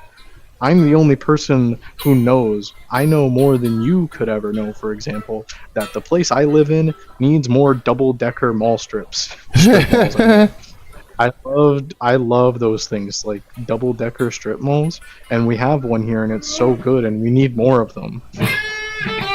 You couldn't possibly know that because you don't live here. I'm sure you know things about Winnipeg I'd never comprehend. It's true, yeah. When you think about it, yeah, I have no idea who your mayor would be or anything either. Yeah, it's true. It's like, yeah, it's true. Do you know the mayor? Do you know what the mayor of Winnipeg is? Do you know who that is? Do we have a mayor? I don't know. Do you know who's in charge of Winnipeg? Oh, I guess we have a prime minister. No president. That's what Canada. That's what Canada. So Winnipeg? Mayor's like of the city. Jeez, man. Yeah, I just looked it up. Who's in charge of Winnipeg? Scott Gillingham is the mayor of Winnipeg. He leads the city's government, which consists of a mayor and a 15-member city council overseeing the municipal operations, policy, and strategic priorities. And this is all I cared about was, I wonder what the word republic is. And it's like, now you figure out, you learn all these things about just the origins of this word and where it comes from. And like, now I understand a lot more about like some things that I've read in the past, which I was confused. Like, why did the French Revolution? It was so radical, but all they wanted was a republic. Like, that's you know? Scott Gilligan? Scott Gillington. Gillington? Mr. Gillingham. Just Gillingham. You just call him Gilligan? Fucking Gilligan's Island. You know who Gilligan is? No idea. Hang on. Gilligan. And it's like, this dude, I don't know, this Scott guy looks scary to me. He looks scary. I wouldn't want this dude in charge. But if you like him, you like him. But I mean, is it? No, I don't know. This guy looks scary. He's bald. This is Gilligan, the guy in the red. Now, this lie detector should prove conclusively that I had nothing to do with the notes. Yes, exactly how does it work? Well, I've wired the ship's horn from the minnow, and I've utilized the batteries from the radio. No, he's if anyone lies, the horn goes off. Old. Let's get on with the questions. I'm dying to know who's secretly in love with me. Wait, yes, tell a lie it. so we can judge the truth. Yes, of course. Wait for it. I should like As to soon as they stay on bring this the island character forever. in. Never be rescued. Wait a minute, hang on.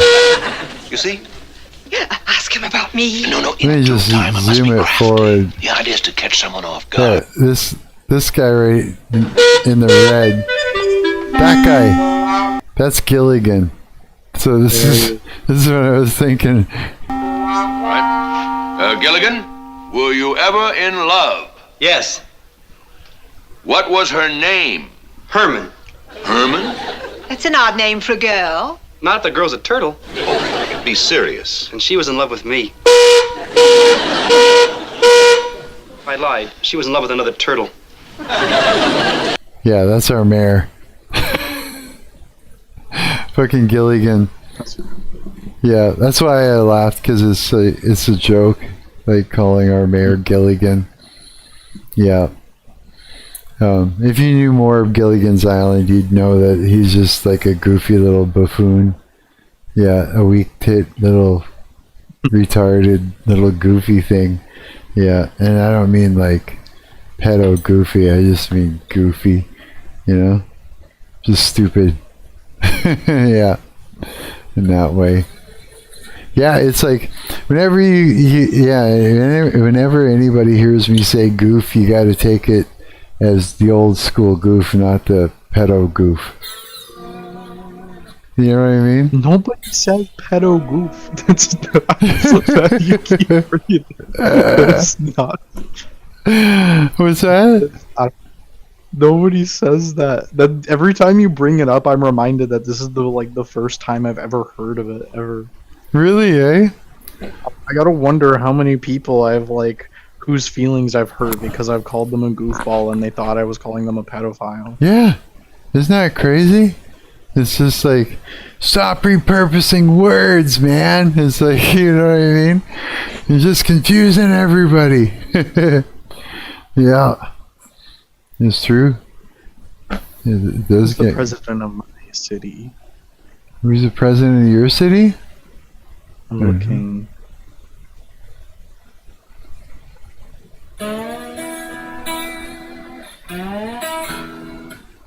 Mayor of Dallas, Eric L. Johnson. What is this?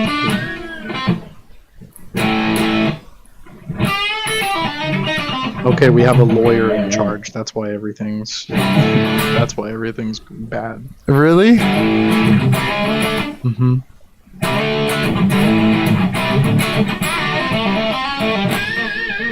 Lives in Dallas and is divorced.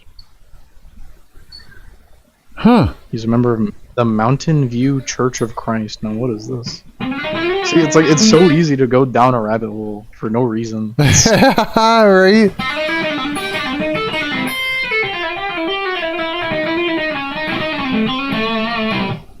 What kind of lick was that?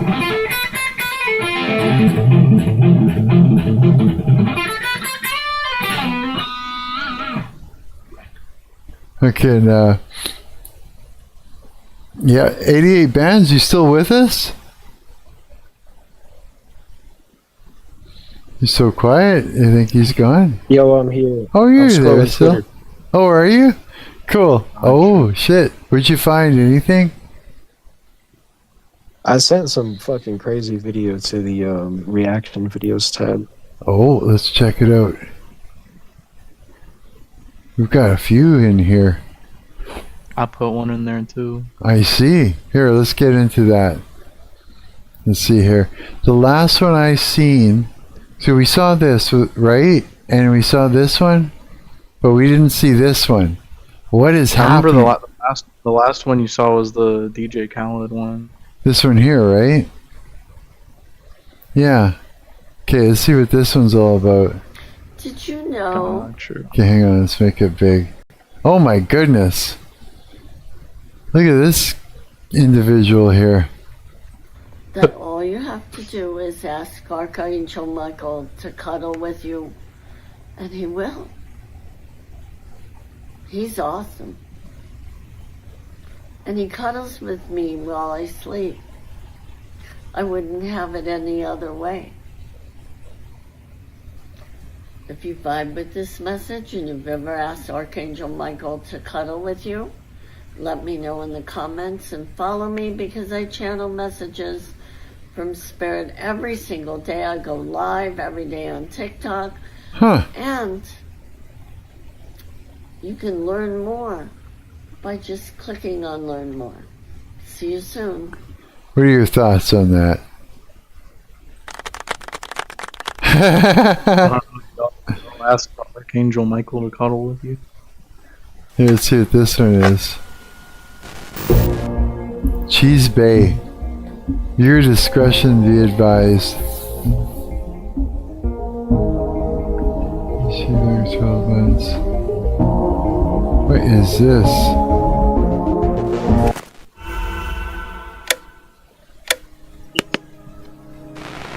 This entire Cheesy Bay rabbit hole, strangely enough, begins on Reddit with a post from a user on a throwaway account. This is a rather long post, so we're going to read snippets of it. Question: why would there be 30-ish Wi-Fi networks seemingly emanating from under a concrete pad? Hi, for the record, this is a serious post, so please no tinfoil hat comments, etc. Recently I lived on a semi-urban farm property for a few months, and I noticed some very unusual things that I won't get into here. What I'd like to know is what reason there might be for somewhere in the neighborhood of 25 to 30 low-strength Wi-Fi networks, all with exactly the same signal strength, peaking at the same point location, to be seemingly emanating from underneath a concrete pad, which is supposed to be simply covering gravel and dirt. To clarify, I used Wi-Fi Analyzer to ensure that it wasn't just a coincidental situation where lots of neighborhood networks happened to have similar signal strength due to the distances they were from their sources. I walked in concentric circles with Wi-Fi Analyzer running, and the further I got from the point location on the concrete pad mentioned above, the weaker the signals became. What OP gets into here is a very strange finding at his workplace. There's a massive concrete pad that he thought was just covering gravel and dirt, but in reality was hiding some sort of electrical system and Wi-Fi system beneath its surface. That means there's like some sort of underground rooms and stuff like that.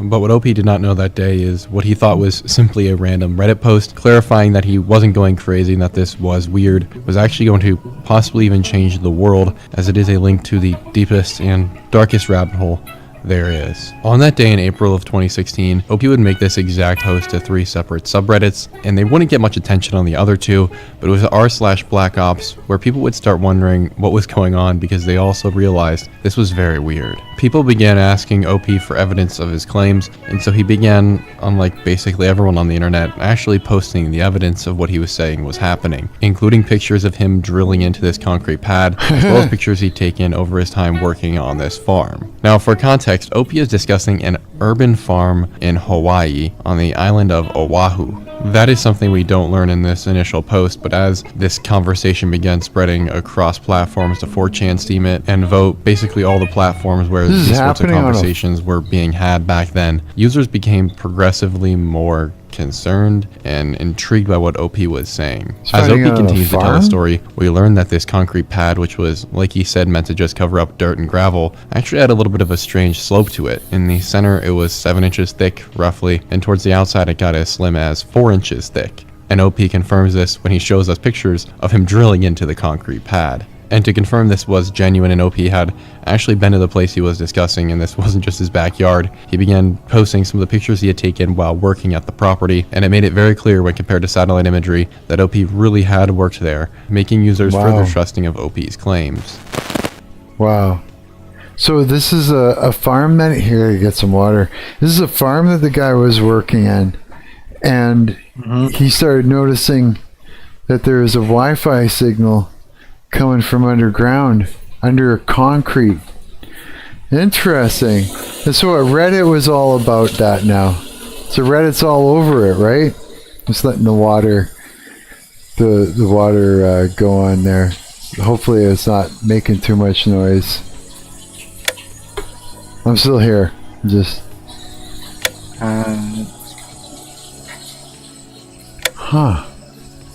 Did you guys hear about all those like UFO people who got killed? What? Yeah, that's right. Oh fuck, that's right, eh? There's like there's like no denying that something's going on with those guys, because it's like all of them.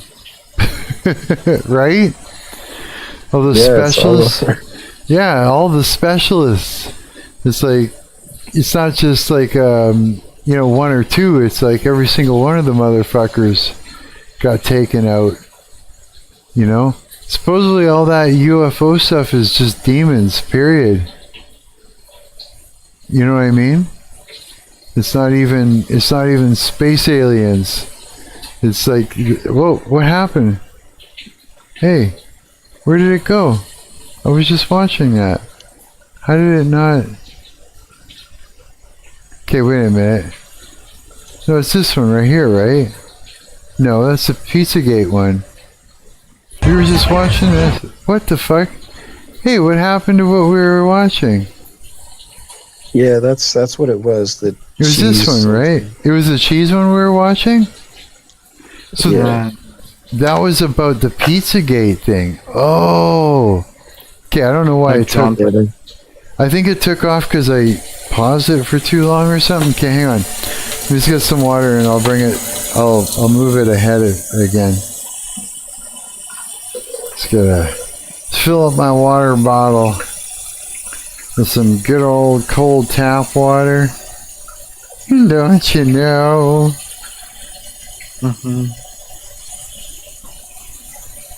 Yeah, our world has become strange.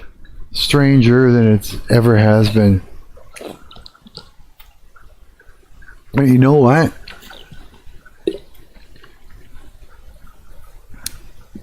One thing it isn't is boring. That's for sure. Here. Let's see here. Where did we leave off? Concerned and intrigued by what OP was saying. As OP continues to tell his story, we learn that this concrete pad, which was, like he said, meant to just cover up dirt and gravel, actually had a little bit of a strange slope to it. In the center, it was 7 inches thick, roughly, and towards the outside, it got as slim as 4 inches thick. And OP confirms this when he shows us pictures of him drilling into the concrete pad. And to confirm this was genuine and OP had actually been to the place he was discussing, and this wasn't just his backyard. He began posting some of the pictures he had taken while working at the property, and it made it very clear when compared to satellite imagery that OP really had worked there, making users further trusting of OP's claims. Wow, eh?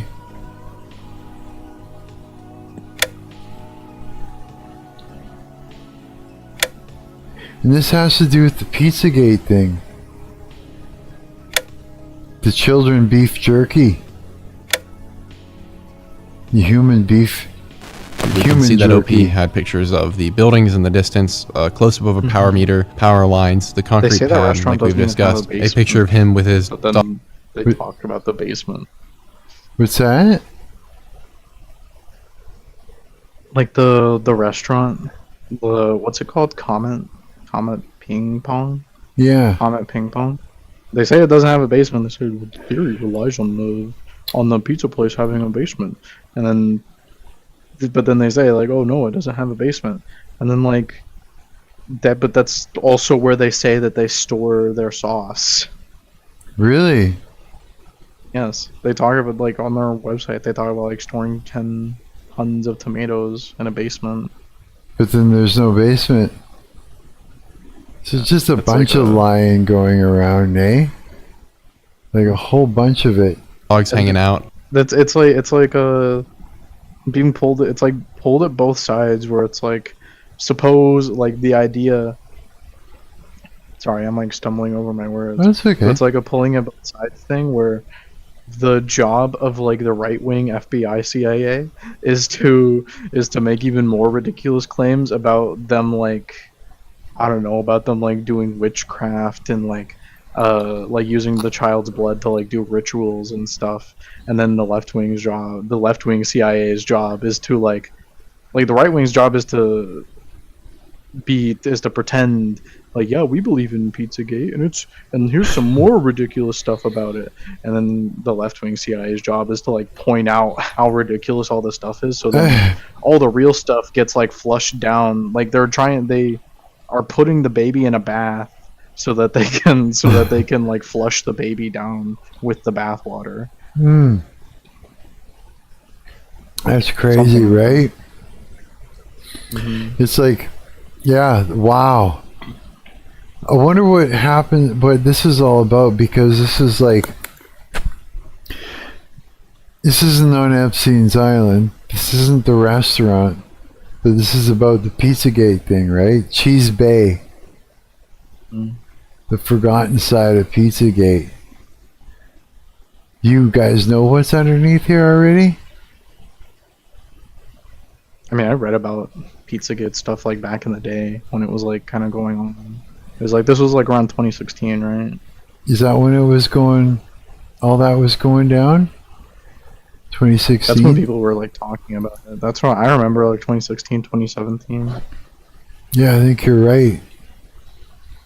Yeah, I wonder what's underneath here. Of his flip-flops, and two very important pictures showing the backside of one of the shops on the property, displaying some materials that OP said were out of place. And needless to say, this all gave a lot more credence to what OP was saying. But for context, why OP is even here was still yet to be answered, and so someone asked, and OP said that he had been there on this farm as part of the distillation process, helping to get a distillery for local vodka up and moving on the island. Which is why OP points out this one image, which shows a blue bucket on the ground. The bucket, OP states, and later research proves, is not typical to the vodka distillation process. These are typically metal and or wooden, making this plastic bucket a little bit out of place. Indeed, plastic is used very seldom in the distillation process, so it's from this blue bucket that OP is going to make possibly his first claim that is going to sound crazy to everyone then and now, but OP says this bucket, he believes, is being used to dissolve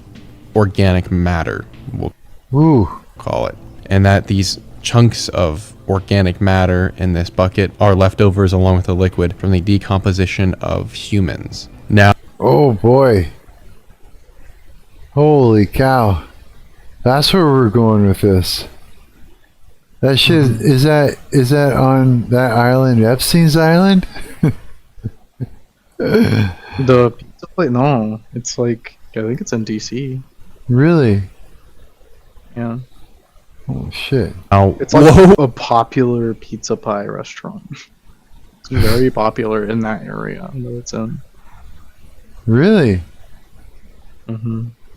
Whoa there, Cooper. Don't get too far ahead of yourself there, Pipsqueak. What are you talking about? How do we go from sus farm with a concrete pad and Wi-Fi signals to melting down the deceased? That seems like a hop, skip, and a leap too far, which I actually agree with and is why I didn't take this story seriously for months, and really years since I first heard of it. And yet we are here, and I do firmly believe that something very strange happened on that property in Hawaii, and really everything else connected to this. So it was in Hawaii, this place. Whole rabbit hole. So hold on, because the concrete pad has a little more lore to it. In the essay that OP wrote on Reddit, he discusses how the signals beneath it are shifting as though trying to avoid someone finding what is hidden on the network there. And this pairs nicely with the next detail that OP gives across these new threads. He says that his boss has an eBay profile that he had told him about and had made jokes about, and it's named Cheesy Bay. So I suppose at least we know where the weird and gross in context term for this video came from. But beyond a weird name, what's up with the profile itself? Admittedly, all we have now are screen grabs, which are older than most of Gen A, and a janky Wayback Machine capture of the profile. But there is nonetheless a lot to notice. If it's true that this is OP's boss, then he is a very highly reviewed and regarded individual on eBay, and the people buying his products absolutely love his work. And the clientele Mr. Cheesy Bay keeps is quite unique. They seem to have a series of strange names, and the reviews they leave hint at something more, with a lot of A++++s being seen everywhere. It's a bit odd for sure, but not so much as the reviews in 2016 that people were able to capture before the Cheesy Bay user made them hidden. They discussed how wonderful the items that this user was selling were, and especially how wonderful what they contained was. And very strangely, a theme of children kept returning in these reviews, and how the contents were so good and genuine, and this wasn't just another fake. And I think it's worth mentioning that there's really no product where that sounds okay to be leaving a review of, but in context of what Cheesy Bay was selling, it's downright disturbing. Because you know, if I was rich, I think I would develop a hobby of just buying weird shit on eBay. You think so? No, I don't know. That would be if I was. I hope I never get rich. Jeez. You hope if this is what it does to you. I don't want. Just fucking. Did you see that old like John Podesta video where he's like singing Caillou? No. That's terrible. I gotta find it. That's like the most terrifying video I ever saw when I was like a kid. Caillou, like that or like kid show? Caillou song, and like there's like girls screaming in the background. No way. Actually, I don't even know if you can like show the video on YouTube. I have to check it. Holy shit.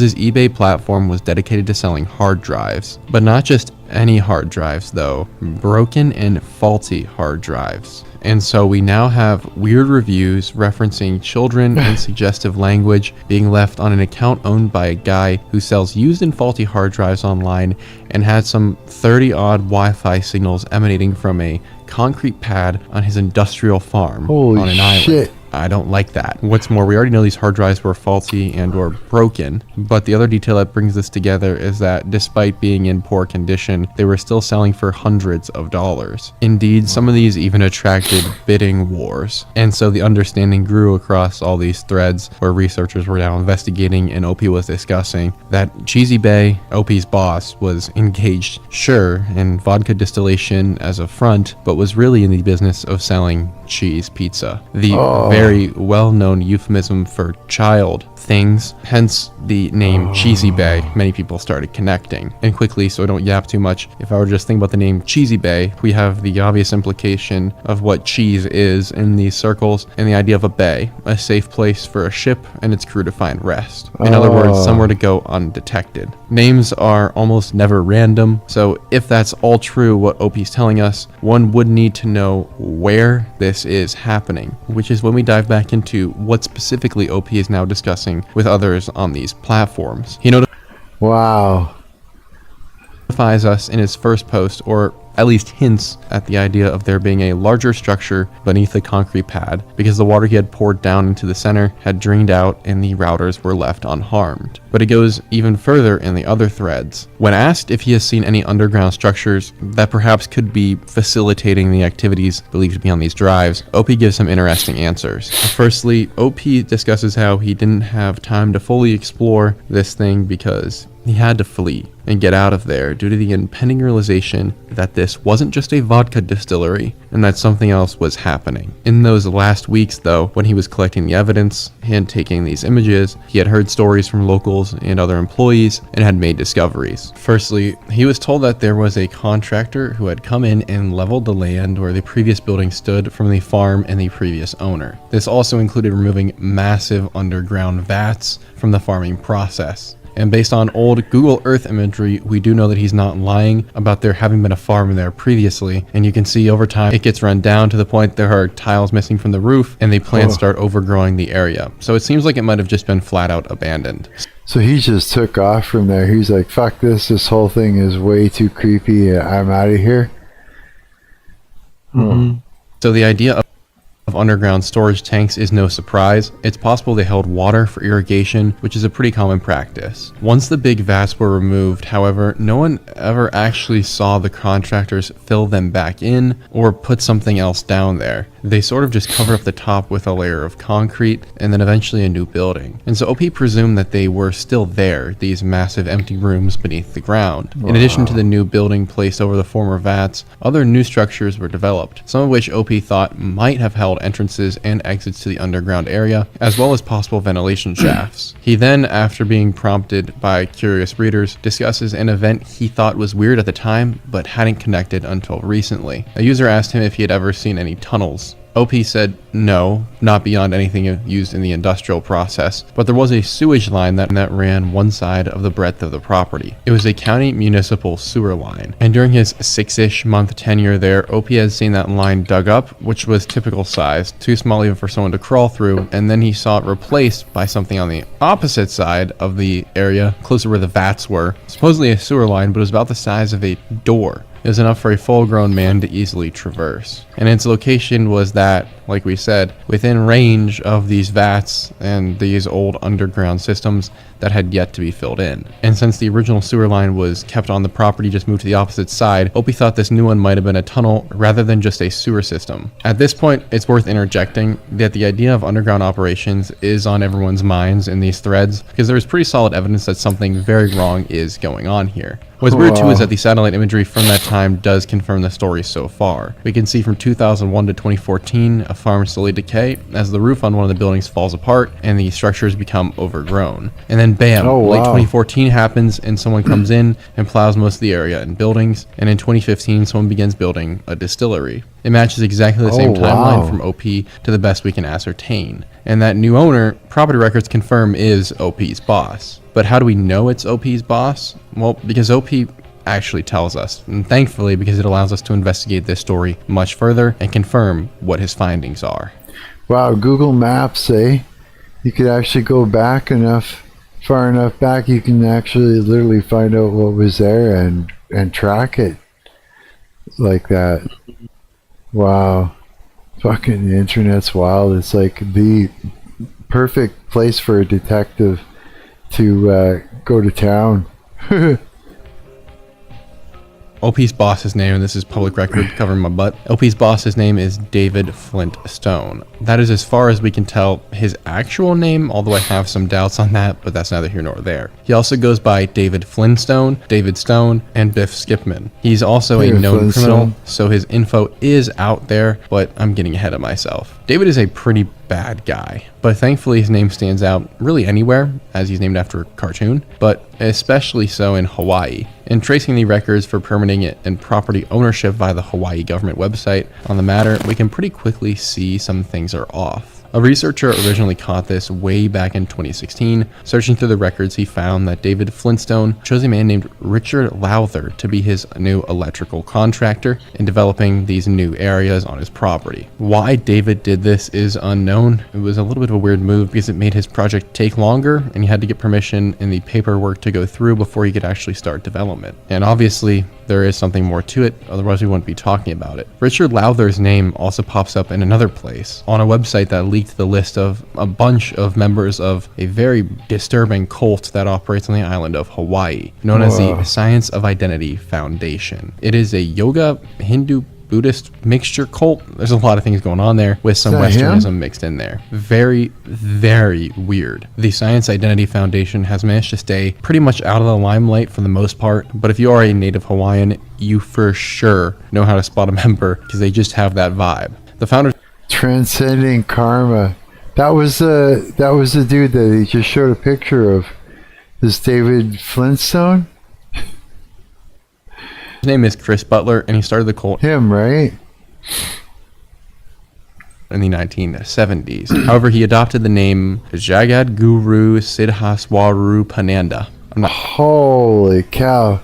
These fucking cults, eh? Not kidding. He really hasn't been seen by anyone outside of his cult followers in decades. Indeed, most to nearly all the material online about him depicts him in this weird 1980s, 1990s setting, and most of the content posted across the cult's platforms, which have a pretty sizable following, are merely clips from teachings he gave in the last millennium. The whole thing is super bizarre and uncanny, really. And two of my favorite details is that Chris Butler believes he is the reincarnated spirit of previous Chris Butlers, so he's actually around 5,000 years old. And two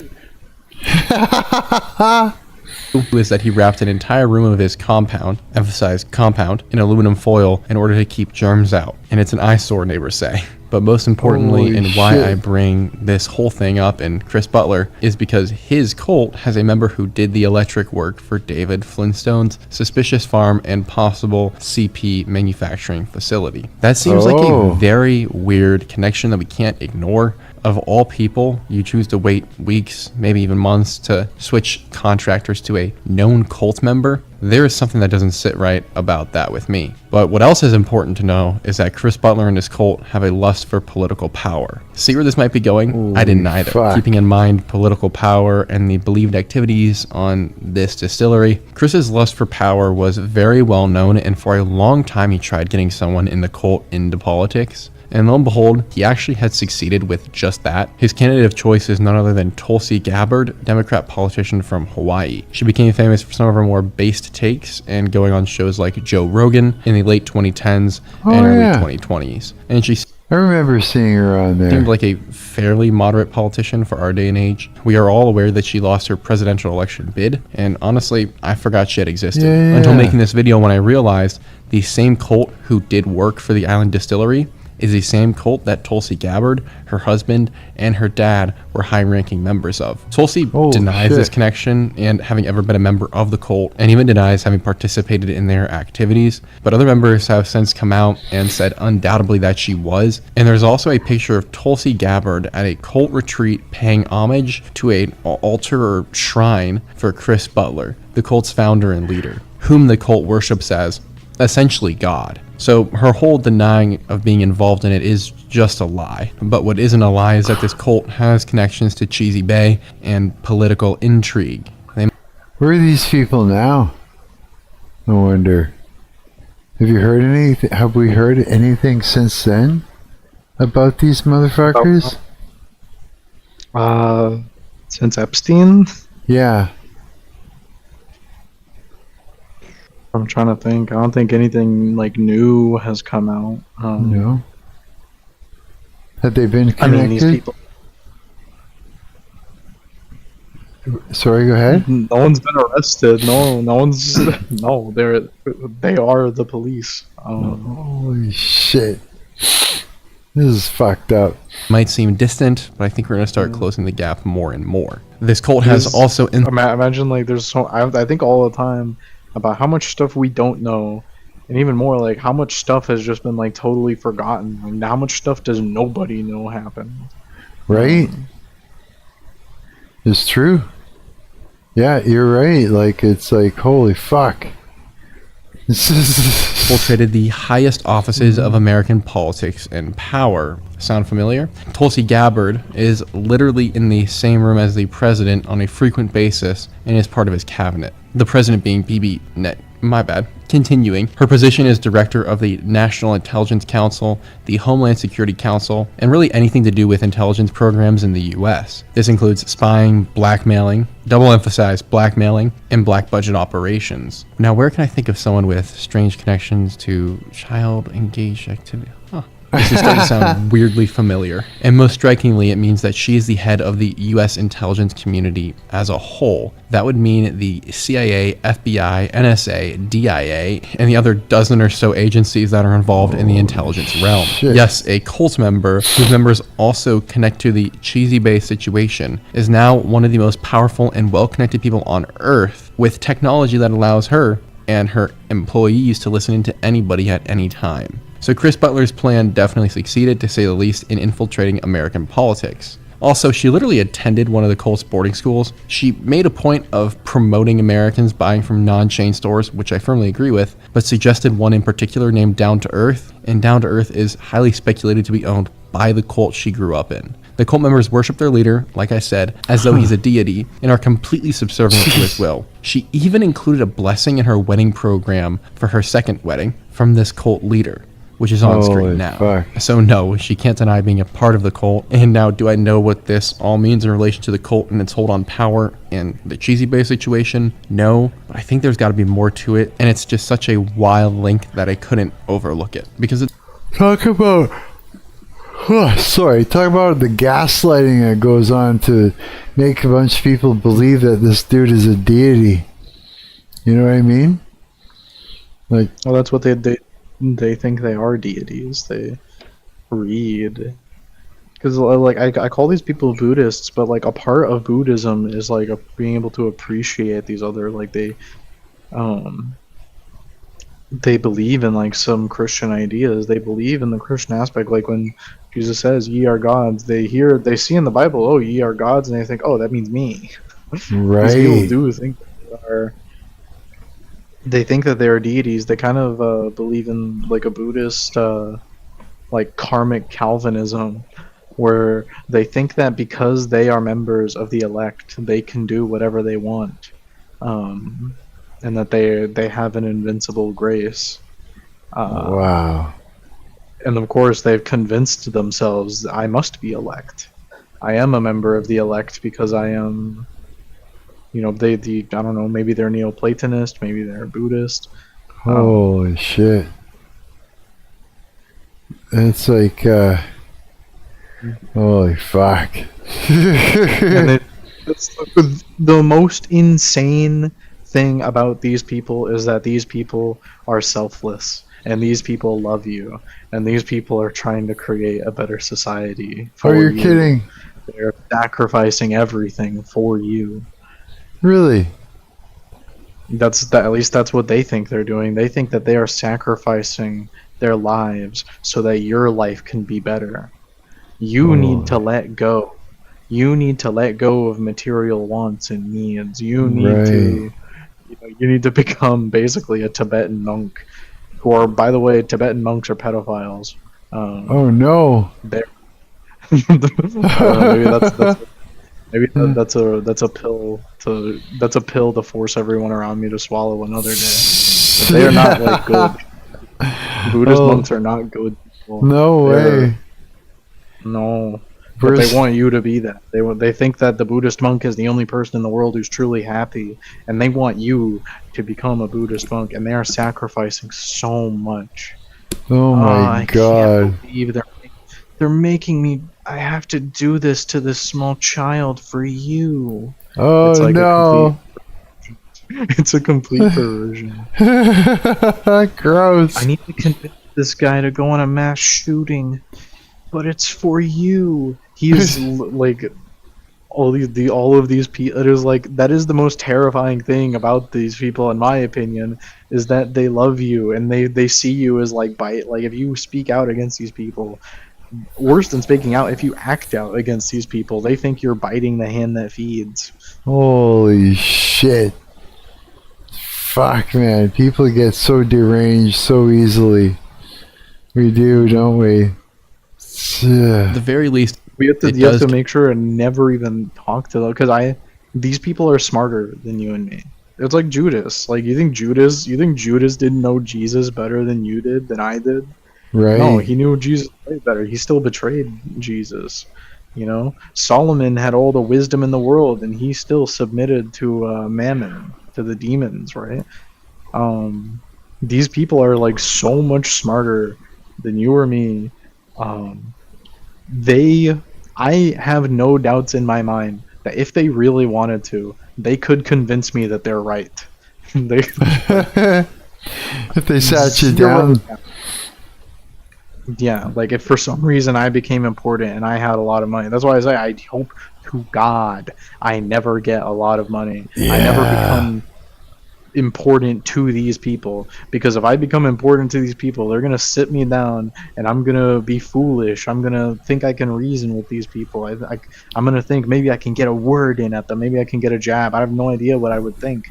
Yeah. But I know that if I ever were given the opportunity to sit down with these people and talk to them and like understand what they're doing, they would convince me that they're right. And if I was important and they needed me to like join them, I probably would. Right. I don't know who I think would actually like resist. Historically speaking, almost nobody resists. Really? Like, holy shit. This is terrifying. Fuck. It's scary.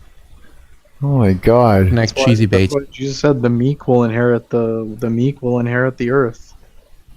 Oh yeah. Right? God criticized Job because Job was thinking too much. He was thinking too much. He was being too smart. He was moralizing. He was trying to get to the bottom of it.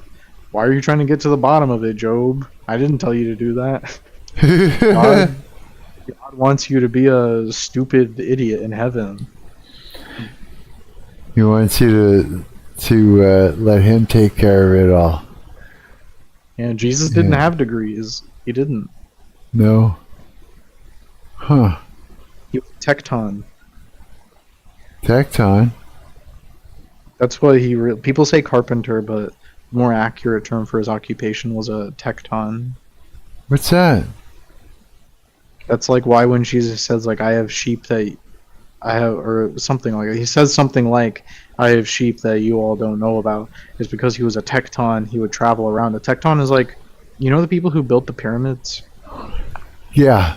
Not really, but yeah. Jesus was more like the carpenters who built the pyramids than like when we hear, oh, he was a carpenter, we think of him like, oh, he built ladders. He did not build ladders. He built monuments and stuff. Right, like that kind of carpenter. Oh wow. I might be getting like some little details wrong. about that, but that's the basic idea. The one thing I was certain I'm correct about is the more accurate translation is not carpenter but tecton.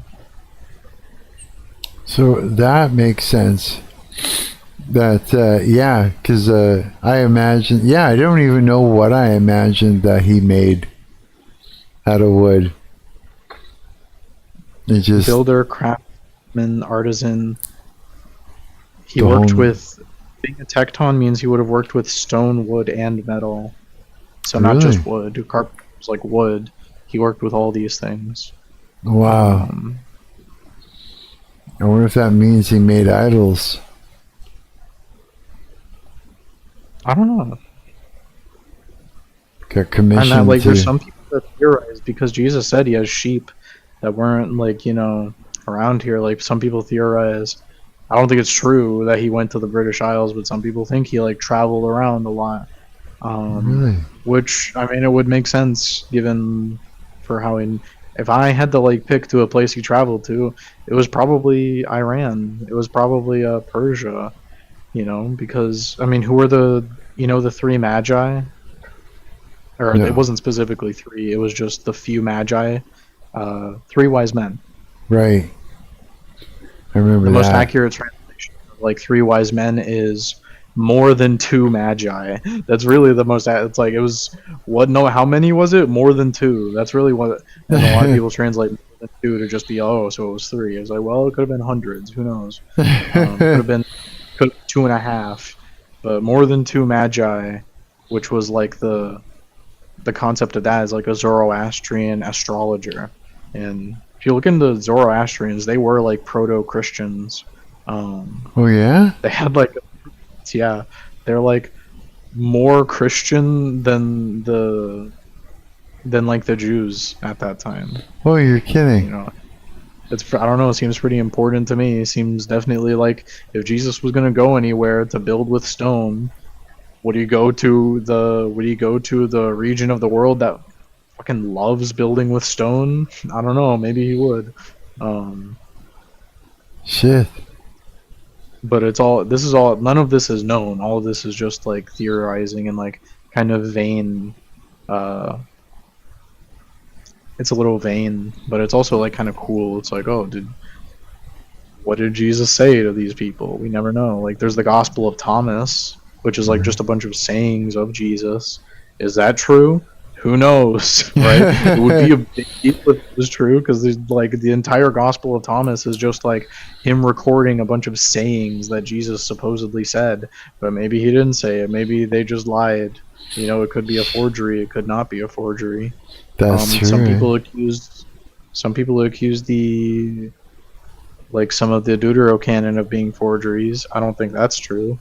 No way. But we have no way to know if these things are forgeries or not. We have no way to know for sure which of these scriptures are true, which ones do we think to be true that aren't true. There's no way for us to know. Just literally, wow. Holy fuck. This is crazy, the highest dude. tier of American politicians, quite precisely to the president's cabinet and the national intelligence programs. Let that sink in. So coming back down, this cult is now directly, via electrical contracting work, connecting itself to the cheesy property. And the electrical work would have been pretty substantial considering all the new buildings that were built and the Wi-Fi router array hidden underground and the possible underground structures along with it. And we know that David Flintstone went through the effort of hiring this cult member to do all of this new work. But that wasn't enough for me. I craved more data, not just some dude online yapping. Although admittedly he did give us a lot to go on, so I'm not saying it's not valuable, but we always like to double and triple check the evidence. And so I turned to some old research, one of which was a screenshot saved and passed down through the years of the permitting for the Cheesy Bay property via the Hawaii government website. It's where we learned of the contractor who's a member of the cult that now controls a person in charge of all national intelligence programs, but quit yapping, right? but it's also where we learn of something else. And as far as I'm aware, no one has ever reported on this. So as the kids say, this is new tea. Sifting through the tabs in the Hawaii Gov permitting website, I stumbled upon a section dedicated to permit violations related to the property in question that David owns, and found that, lo and behold, there are a few of them. 3 of these violations are old and or not related, but one of them is something different. It's from 2015, right around the time OP was working in the distillery there, if not just a slight bit before, and it says that the property was reported for a violation. The violation was, get this, building without a permit. Now, I don't think the government should be able to tell you what you can or cannot do on your own land. However, in this instance, it paid off because David, who he speculated as being up to no good and possibly even making trouble in the neighborhood, and who OP claims had possibly even been developing underground structures, had literally been building new buildings over top his land without permit. The specific line from the file is unauthorized construction going on the site, but construction with no permit on site. See attachment and documents tab. Funny enough, said documents are missing.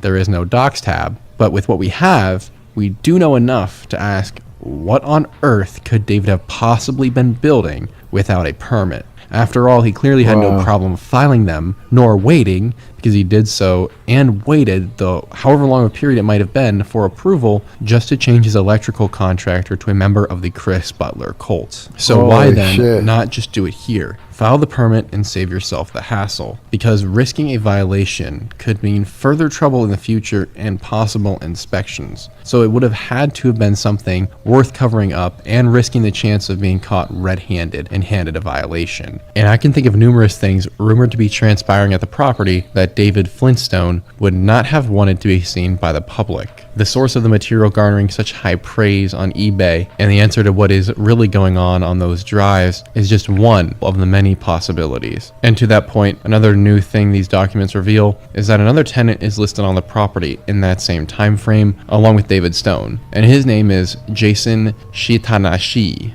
Ooh. That is definitely not how you say that. Who is actually a Hawaiian government employee, and I kid you not, was just recently convicted of misappropriating COVID farmer relief money and taking kickbacks. This article, holy shit, dropped in April of 2026, so the path of corruption is made self-evident by the actions of those connected to this strange, quote, distillery, as heavily air quote as possible there. And this all really does make one wonder what precisely they were building and why they didn't want it to be seen, and why a government employee is listed on this property who has a known history of corruption. That is not the only important thing in these property records. The tenants are David Flintstone and this Jason fellow, but the actual landowner is something named the Bishop Trust, which as it turns out is one of the wealthiest nonprofits in the world. Its assets are well over $10 billion, and it was begun by Bernice Pahui Bishop, a member of the Hawaiian royal family. The trust was substantial when it began and was primarily established to fund 2 schools in Hawaii, one for girls and one for boys. Yes, that would be a trust believed to be involved in cheese-related activities that now has connections to schools and kids all over the island of Hawaii. Just gonna put that out there as I continue. However, hang on, I got piss. Talk amongst yourselves. We're right back.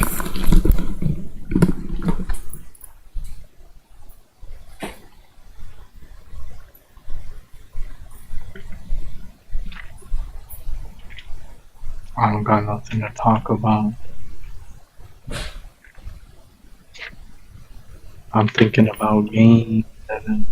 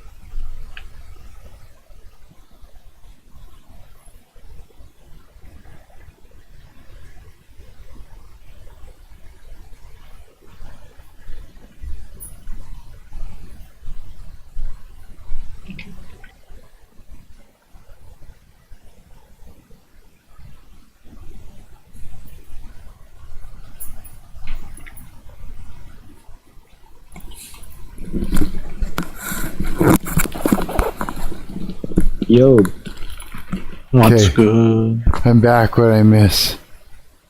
Nothing. I said the word game Devin, but that's it. Oh, you did you? That's all you said? You just went Gabe Devin. Man, so, yeah. That's all I care about. Like that's the only. I don't know. Since my work schedule changed, like the only two things that I like have time for, and I'm like doing anything is just okay. It's either Bible or it's game Devin. Really, eh? Alright. I don't know why I'm so fucking tired. I'm exhausted. I'm sitting here watching this and I'm just like, I can't stop yawning. Yeah. I don't know. Like, I got up this morning, and I went to sleep yesterday or last night. Oh, yeah, that's right. I wasn't up. We weren't up that late, were we? Watching stuff? It was like what? Like 12 or something? I don't know. So It wasn't that late. So it's like my schedule got shifted around, I guess. Damn. Did it ever? I can't even keep it in a certain time slot. Hey man, You know? I mean, if you want sleepy, that video I put it in. I put that Caillou video and the reaction shit. Did you? Keep you awake. You want me to look at that and come back to this? You can. I don't know. That's up to you. It's like related, but Okay, let's have a look here. That's this one right here. Yeah, that keeps my eyes awake. I checked that it doesn't seem like there's anything like bad in the video, but it is bad like content-wise. It's scary.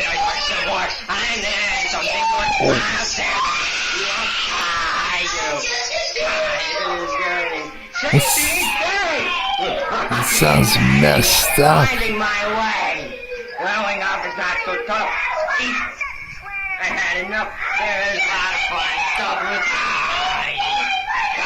you're pointing at yourself. I'm That's me, and me, and me. What the fuck was that? Where did you find that? I just looked it up. Holy shit! That's John Podesta. That's who? The guy that was in this? No. Who's John? Podesta. Who's that? And how That's does the foundation guy. Really? Oh my god. That sounded Former crazy. White House Chief of Staff. That sounded insane. That's like right out of a horror movie. Holy shit. Worse than any horror movie I've ever seen. It's like that's why I bring up like stuff like like Marilyn Manson's music being like that's what a real, to me, that's what a real hex looks like, you know, that's what a real yeah. Because it's like, I think you've talked to me, like I am naturally very skeptical of like witchcraft and stuff like this, but I believe in the very materiality of all this spiritual stuff. I do ultimately still believe in spiritual stuff. I think it's real, and I think that all this I know it's not what you believe, but like some other people, like all this like witchcraft cauldron, like like ghosts and stuff, like the real life versions of all these things are way worse than like, you know, like I burned some incense in my room and I cast a hex on you and now you have bad luck. Right. That's kind of I'm familiar with. Like I don't know what. I think it's like all these people have like different systems of how it works. Right. Exactly. I think it's just as real though, probably. You know, I think any demon is going to be, you know, is going to be game for any kind of agreement or, you know, or situation, you know, like that someone presents it, right? Whether it be a small, you know, whether the ritual being small and simple or, you know, really nasty. I mean, you know, you offer it up to a demon, it's going to take it. You know what I'm saying? Any opportunity. Yeah, like when you convince a woman to take out a loan at 80% interest, you convince a woman to take out a loan at 80% interest so she can buy equipment for her OnlyFans career. Like, I don't know. That's a That's that's a crazy. much scarier. Like, I would rather get in a car crash, or I would rather get in like some kind of like a. I would prefer a spell that just launches a fireball at me than than the spell that makes me Right. like take a loan out at 80% interest, and then I buy OnlyFans equipment, and then I sell my body to people on the internet and I don't even realize that I'm a prostitute. I don't even realize that I'm being trafficked. Yeah. I don't like. They just see it as like empowerment and taking back their bodies and all that, but they're not. You know what I mean? Even worse is like people like Asmongold, they look at it and it's like it's tempting for people like us. Like, I'm tempted to just like not even think of it as that big of a deal. It's like you go, it's like like what do they say, like FAFO, fuck around and find out. It's like, stupid woman, you should have known better. It's like, no, this is evil in the world. This is like an actual. This is this is kind of what I've been trying to communicate. Because it's very important to me, is like all the spiritual battle stuff you talk about is real. It is real, and also it's like I think it's more real than some of the people here like give it credit for. Like, it's the spiritual battle is material, you know. The spiritual battle is not primarily fought by just like going in a closet and like, you know, thinking or like saying words. Like prayer is good, but the strongest form of prayer is action. Like what? The kind of action? Is always the strongest form. Well, like what kind of action? Yeah, what does that look like? Well, I mean, there's a million examples. The one that just immediately comes to my mind is like it's just something like our church does, like as a community. Like I was telling you, like the natural unit of people in the Bible is communities. And I think of like the love feast, and I think of the Holy Communion as being, especially the kind that I talk about, where it's like, yeah, the communion should actually be like not just a wafer and grape juice. It should be like bread that fills up your belly, you know, that bread that stops you from being hungry. Right. And my church, more than that, we also do like something called a love feast. Which is, it's basically just like, yeah, the church gives you dinner. The church gives you dinner. And I think like that, those are examples, you know. I think it's like fighting a kind of spiritual battle to love your neighbor and to help your neighbor. Like this is I don't like Martin Luther that much. I kind of see Martin Luther as a little miniature pope. But something Martin Luther said that I think about a lot and I really liked was, I'm trying to remember the quote. I don't want to butcher it and like misrepresent him. It was, God does not need your good works, but your neighbor does. Right.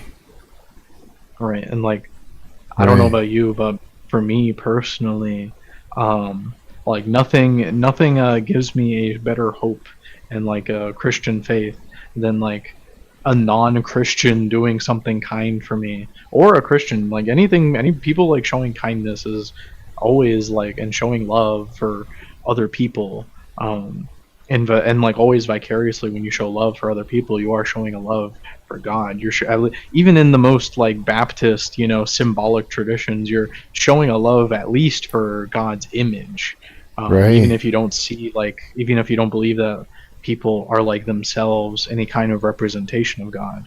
Well, that makes sense, dude. That does. It makes a lot of sense. That's like, I'd have to agree with you. I wrote earlier, like, cause what's her name? Dried Skink. Like her buddy like got in a car crash and like like the stuff that happened. I don't want to air out anybody's business, but like the stuff that happened to those two people. And I was writing about how I was just thinking about that all day. Like, what do I say to these people to help? What do I do to help? And it kind of made me realize like the internet might be hell just because like there's nothing I can say to help. There's nothing I can do. Like I cannot physically do anything. All I can do is say words, and these whatever words I say are going to be completely ineffectual. Like it might make them feel better, but it's not actually helping them. At the end of the day, it's just words that Satan could say. Yeah. You know? Yeah, I know what you mean. Yeah. That's For what sure. like it was kind of.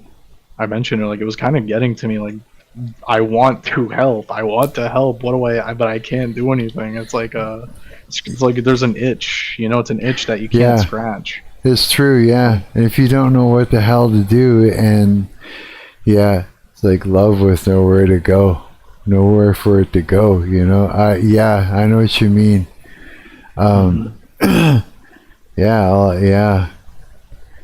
You know, I guess all you can do is just have a conversation with them. Right. You know, let them talk about it and discuss the matter and help them navigate through it. You know what I mean? I think that's all you can really do. That's the most theoretically you can do. And meanwhile, like if you know someone in real life who's going through like trouble, and like all you can do is like talk to them, like generally that's like not a lot. Like if we're talking about a real life friend, like that's not a lot to do. Meanwhile, like you're on the internet, like the only thing you can meaningfully do is just talk to someone. It's like, okay, I can't like in person too.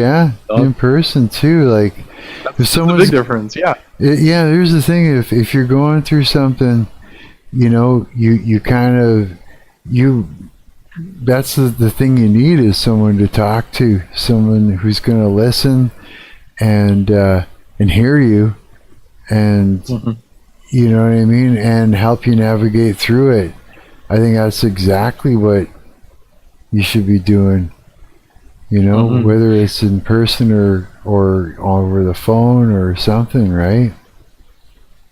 Right. So it's even like even now we're like being somewhat deceived that like that, for example, if I were to type something or I were to like say something in a voice call, that it would be even remotely comparable to like actually being in someone's presence in real life, being there for them, because like I mean it's in the language itself. Like what's important is not the words you use. What's important is being there for them. Like there is some level of physicality required.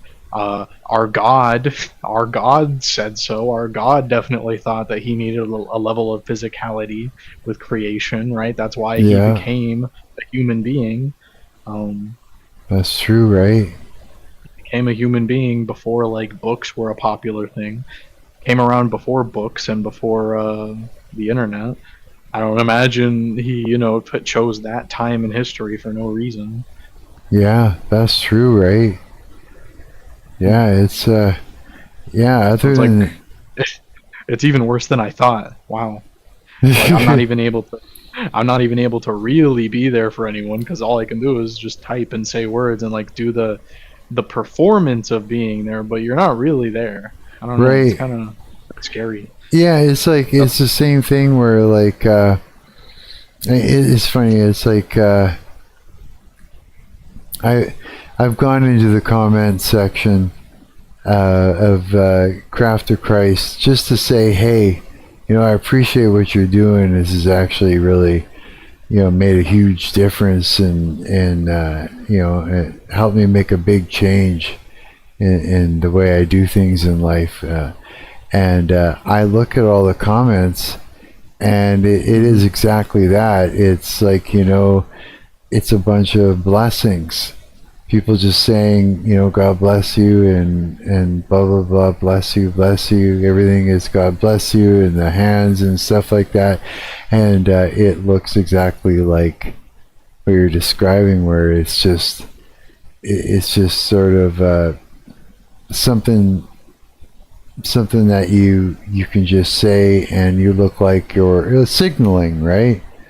To the point where I don't say God bless you. I just say thank you and explain it, right? That's absolutely true. That's like why, that's part of why I make like such a point to tell, you and like other friends I have, like Like, for example, just like the thing about like, yeah, if you ever get popular, I'm gone. Or like, you know, just clarifying my character, because like, oh well, of course I try to be good, but like I know in my heart I'm not good. It's just because like, how am I supposed to prove? Like, if I were to talk in some kind of like a way to like try to set a super good example and be as kind-hearted and nice and good of a Christian as possible, I have no way to prove that I'm not literally Satan. I have no way to prove that my actions can back up my words, because there is like no action I can take.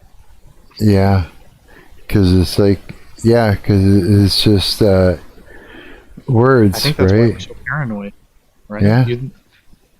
Like every single person is under suspicion, like that, like I mean, even I'm subject to this. Like, you were watching that video of that lady before, and I was wondering, like, okay, she has some things right about like, prayer, that's good. I don't know why she thinks like God's gonna reward you, but whatever. And it's like, for you were just like, you saw it, and you and you liked it, and you're just able to like take her word for it. And I'm like naturally wondering, I'm like paranoid, like, is this lady lying? And that's what I see with all of these people. Like, even like I have people that I like, and I still wonder for them, like, are they lying? And I think it's a poisonous kind of like fear, because I think we were talking about this the other day. It's like Southern hospitality gets critiqued a lot, because it's like, oh yeah, they're nice to your face, but they don't actually like you. Yeah. It's like, well, you think Jesus liked the Pharisees? Probably not. He was nice to their face. Suspicion, it's like, it's true. It is like a paranoia. I mean, it's like, can you blame us all though? Look at it again, look at our environment, right? It's dictating to us that we need to have some sort of sense of suspicion and, discernment, and because our environment is so hostile. It's so hostile, and it's so full of people that are just signaling when it's just something to say to frame themselves, right? Doesn't mean that there aren't good people out there or anything. It just means that it's hard. It's just hard to tell from what we're looking at and everything, Right. Like, having conversation like this, it does make a big difference. Like, like, it does. It gives you an idea, sure. It's like, we're not in front of each other, but we're hearing each other. You know what I mean? And that's a huge difference compared to just looking at words typed onto a screen. I think it's like a form of bicameralism, where, like, how to put it, like, there's the theory of consciousness, that the reason that we are like conscious and we're able to like think in language in our heads is because it is a naturally beneficial trait of an animal to be able to predict other animals, and that because humans have always fought other humans, we naturally need to like predict the thoughts of other humans. So, and what emerged out of this were these bicameral societies, such as the ancient Greeks, and such as these palace temple economies in like Babylon and Assyria, where they created these idols. And their method of thinking, like, they weren't able to just think a thought. They had to go up to this idol and they had to like ask it what to think. And they were essentially doing what we do in the modern day, where it's like, okay, what would Jesus do? But it's like, imagine if every single time you thought, you had to ask, what would Jesus do? You know? Or in a Neolithic society, it would be, what is my enemy going to do? I need to predict them, and then I like, whatever.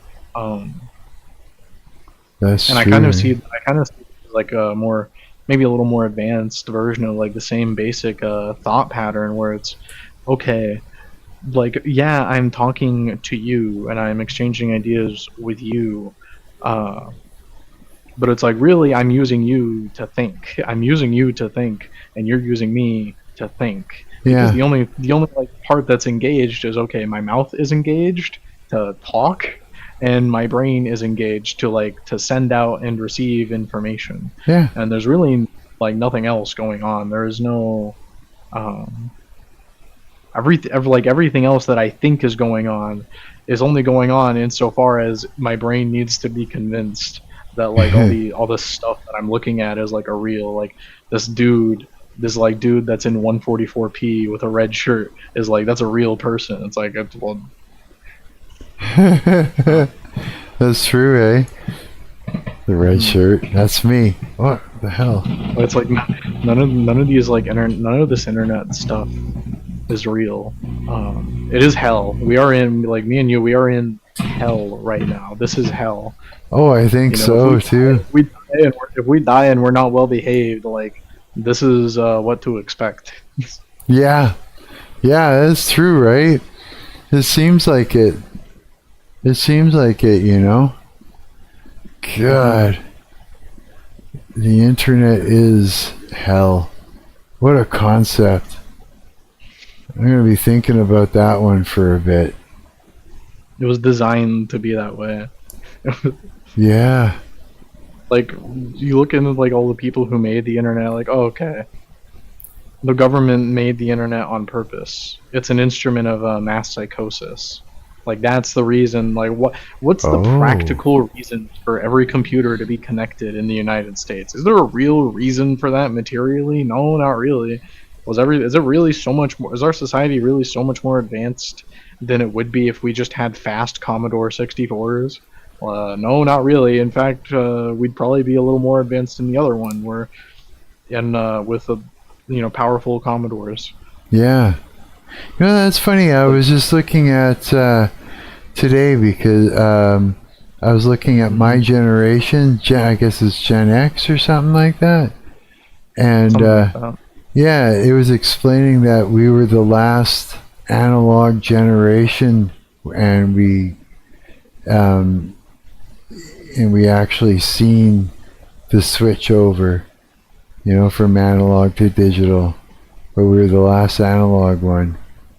And I thought about that. Yeah, I was actually, I think I was looking it up because it was, there was a video on something like Gen Z is waking up or something like that was the theme of this one video, and I kind of stopped myself and went, which one's Gen Z and which one's what and which one am I? And it was through like Google, right? So AI got in there and was kind of, you know, giving some info, and yeah, it made me take some time and think about it. Yeah, I thought that was pretty wild. Yeah. Yeah, and so yeah, and then after all that, it's gonna be like was it the Greek alphabet, or what is it? Alpha and beta, and I can't remember which alphabet that is, but that's what all the generations are going to be called after that. Is they're going to switching to that alphabet. You know what it's called? Switching alphabet. I'm not sure what you mean. Yeah. It's not going to be, you know, generation X, Y, and Z, because we're at the end of the alphabet, right? So now it's going to be like alpha, beta, and omega. Yeah. What's it called? Greek. The Greek alphabet. Okay, yeah. Yeah, and I thought, wow, okay. Yeah, because, and before you know, X and everything else like that, Generation X and on, and I think further before that too, maybe not too much further back, but it was all based on trends and world events and stuff like that. The generations were called. Yeah, because I was wondering, I was like, was there Gen A, Gen B? I was like, you know, like I started wondering about that. Yeah, so that's what it was. Yeah, who decides these things, eh? But me and you, that's for sure. Yeah. That's all it is. Yeah, I was 7 when Star Wars came out. Damn. The first Star Wars came out, yeah, where there was the MTV generation and all the things went from calculator, or was it from the side ruler to calculators, from the typewriters to the Apple, was it Apple II and the Commodore 64s, yeah, it's like yeah, we seen it go from analog to digital.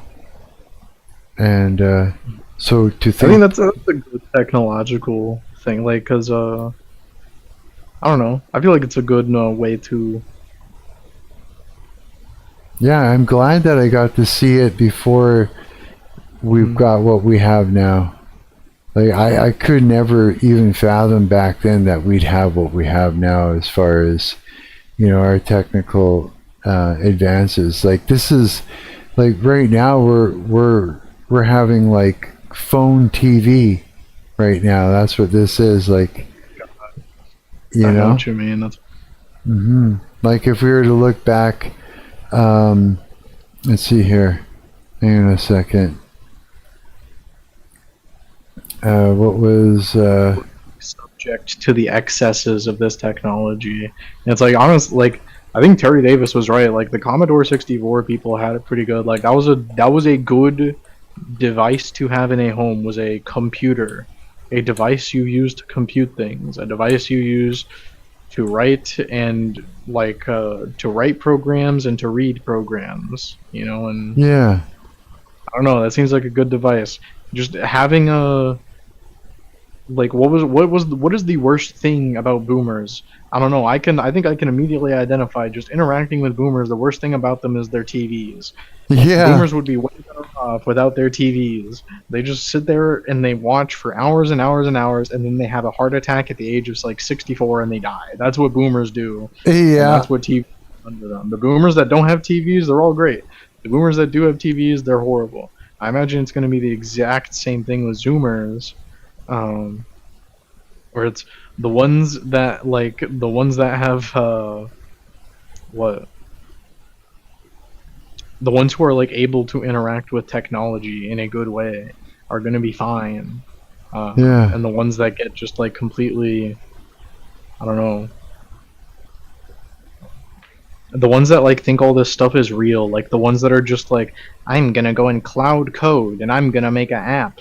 Like, what do you mean you're going to make an app? When was the last time you downloaded an app on your phone? I haven't downloaded an app on my phone in like over 2 years. Who uses apps? No one uses apps. It's like I understand why, like yesterday we were talking about like Prison Planet, like me making Prison Planet, and you were saying like, oh, they're just gonna make all this stuff and that's just gonna be thrown into a pile, because that's what happens in our reality right now. Is there's a bunch of people like quote unquote making stuff with all these like AI tools, but they're making it for no one because no one's using it because everyone's using AI tools. It's like everyone's selling shovels. Nobody's like going to mine gold.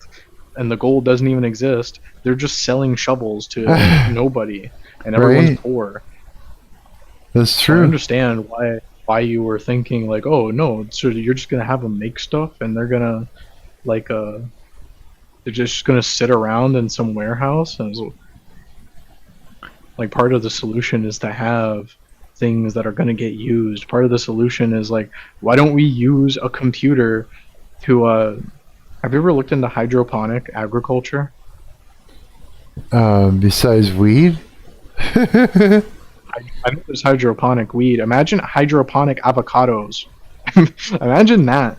Like, imagine an avocado that's grown in an indoor industrial plant and it's cheap. Yeah. A cheap avocado. But no, we're not using our technology to make a cheap avocado. We're using our technology to make a prison. To make lying machines. That's what they are, lying machines. Lying machines. No kidding, eh? That's what they are. And it's like, people say, no, but you can use them to discover the truth. You mean that you can use them to lie?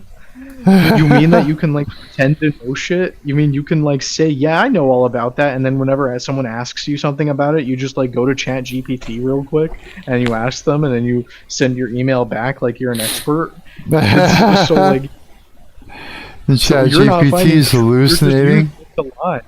Yeah. It's not even hallucinating. I don't even mean it's hallucinating. It can be 100% right. I'm ready for the reality where it's 100% right. But these people who think that it's going to be like an arbiter of truth, even if it becomes an arbiter of truth, you are going to use it to lie. Oh yeah. Absolutely. You know? That's true. That makes sense, dude. Like, I promise you right now, there is a satanic force of people in the world who, the people in the world who are going to be successful right now are the people who are like, who understand these like machine learning technologies, and they're using them, and they're pretending they don't, and they're lying. Yeah. That is, I don't want to say that's who's going to be successful, but that's like people who are going to be winning in the short term, is people who can successfully convince the rest of the world that they're not using AI. Meanwhile, they've very effectively tamed this technology and are like using it to gain an advantage. Wow. And they're not being honest. Yeah. Wow, you know, it's true, bro. Yeah. Do you know, are you friends with any artists? With any artists? Well, like, what kind of artist? Any kind of artist? Like draws pictures. What do you mean? Yeah, splatterpunk. Right. I don't know, There's maybe one. I would ask, but if you're friends with like any others and you like know them well, like you can just ask them, like, don't you think it's kind of weird how good people have gotten at art in the past like 5 or so years? It feels like people just en masse are a lot better than they are, and it's like it's not that hard to like to fake it, you know what I mean? Like obviously it's like, oh, I go in ChatGPT and I tell it to generate an image, ha ha ha. So it's like, okay, well that's level 1 and you're gonna get caught if you do that. But what if you tell it to generate an image and then you like draw on top of it? Yeah. You know, what if you tell it to generate an image and you just use it as a reference? What if you... Or if you know what I draw mean? an image and get them to use... Yeah, I see what you mean, yeah. Oh yeah, like, because I see what you mean, because the AI image would have to happen first and then you create something that doesn't look AI from that, so that's not detectable. Exactly. It's exactly... There's an evil group of people who are going undetected. Yeah. I don't want to say they're evil. Maybe they're just smart. I don't know. But that's what these are. These are lying machines down to their core. They are either machines which lie themselves, or they are machines which enable people like you and me to lie better. Oh yeah, like look at the AI girls on fucking Instagram. You know what I mean? And it's just some dude that's sitting here acting in front of a camera or doing the right prompt or whatever, and you know, making it look like a girl and raking in the money, right? It's yeah, just a bunch of lies left and right, you know, for sure. Yeah, absolutely. Holy fuck, am I ever tired? I'm starting to lose brain power here. Yeah, I am. I might have to go lay down. Holy fuck, what is wrong with me? I gotta sleep. Huh? What's that? Coffee too. I'm in the middle of one. I can't drink anymore. Yeah, I've just been yawning for the past little while, and I ain't even bored. I think I'm just tired. You know what? I'm gonna have to sleep in or something in the morning, and then that way I'm starting my day a little bit later, just so I could stay up later for these streams. Cause yeah, getting up at 7 o'clock. That's always the better option. Like the temptation I always get whenever I like, oh no, my schedule's fucked up. I just have to stay awake. Right. And it's like immediately, like even if I succeed, it's like, okay, I go to sleep and it's the worst sleep of my life. Oh, I know. Right? I've like stayed up a whole extra day because I didn't sleep the night before, and I felt like I was gonna die when I laid down.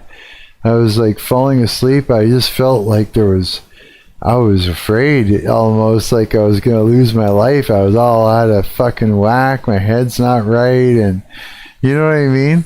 You just don't feel good. And you're right, it's a shitty ass sleep. It's like you feel sick almost, right?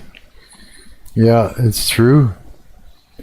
Like when I end this stream, I'm literally gonna like just fucking move my clean clothes back off the bed, back into the bag, hang up my jacket, and get into bed and just fucking pass right out. I'm like that tired. I can't even look at anything else left on the internet after this. Yeah. But then it's like, you know, I burned myself out being online too before I even streamed. I was sitting there like looking at crap and stuff, just thinking about, you know, what do I want to talk about tonight on stream? And it's like, I think that just sort of takes care of itself. What's that? I really like doing that. Like, I like the planning part of a live stream. It's like, okay, what am I gonna do? What am I gonna? I have to like find something. What am I gonna read at the beginning? Yeah, right. I like what you did last time. That was good. You got in there. You read really well. Yeah, it was just like, yeah, there we go. And then you're like, and since and then when you're done, I fooled you. We're gonna get into some game dev. It's just like. That was good. Yeah, I like that. Yeah, for sure. You know, I can read well too. It's just that I think about what I'm reading while I'm reading it, and I'll stop mid-sentence just to think, just to reflect on what the fuck does that mean. And but that doesn't work good for like reading out loud for other people to hear. You know? Maybe it would help. When I'm reading something, I think like, oh yeah, I wrote this. I don't know, that's kind of maybe in the back of my mind a little bit. Maybe that would help you. Oh yeah, like again, just like think you wrote this down and you're expositing it to people. Yeah, like if I want to perform it, you know, what the fuck? I keep pulling the cable out of my guitar. Like if I want to just read it. Like as a, you know, and not think about what I'm reading, then I can just read it, right? But then it's performative. It's just to get it out there for other people to hear. But I'm not thinking about it unless I stop afterwards and go, okay, what does that fucking mean? But then it's on to the next thing, right? So if I'm reading something that somebody's saying in chat, I'm really thinking about what they're saying because, you know, they're telling me something. And I need to understand what they mean or where they're coming from. So when it comes to that, I'm not just reading it out loud for the listener. I'm trying to have a conversation. And so I need to know what you mean when you say a thing. And so it's going to sound like that, or I'm not paying attention and I'm just saying it just to say it. You know what I mean? I see, like I think it's a little different if it's like a chat message. Like if it's a chat message, at least in my head, not like out loud. I don't know. It would be a little rude if I did it out loud, but I'm like reading it in their voice. Yeah. I definitely like read the whole thing in my head. I read the whole thing in my head and I like think about it before I like open my mouth and like actually start reading anything. That's right. That's a good way to do it. Yeah, because it's like this. Same thing if I'm reading the Bible, right? If I'm like reading. Like if I'm reading and I'm thinking about it in mid-sentence and I'm speaking out loud, I'll be like word, word, word, word, word, what? Word, you know what I mean? And then I'll go back and I'll read everything I just said and I read it like it's no problem. And so I'm like, okay, if I look at the first 5 words and then say it out loud, as I'm saying it out loud, I skip to the rest of them, and I just keep doing that. Now I'm thinking about it and speaking out loud, and then I'm kind of okay, but yeah, it's like, it's like you said, you got to read a little bit first before you can, like in your head, before you can start speaking it out loud. So you give yourself time to comprehend what you're looking at, right? Yeah. Yeah. You're right. That's good advice. Dude, I gotta go lay down. I can't do it. Yeah. I just got a sharp pain up my back, and I was like, okay, that's it. This old man's gotta fucking lay down. Maybe I just gotta, yeah. For sure. But dude, it was fucking. Good night, guys. Yeah, good night, dude. Coward.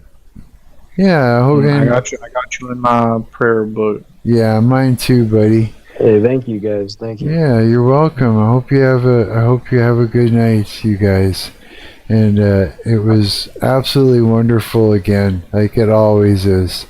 You know, sitting and talking with you guys. Fuck yeah. Absolutely. I'll see you guys tomorrow night again. That sound good? All right. Hey? Yeah, peace and love, you guys. I'm Mark. I'm all haggard right now, but I'm your parasocial friend on the internet. And if you see me streaming, you know, anytime, I want you to pop in here and jump into the chat.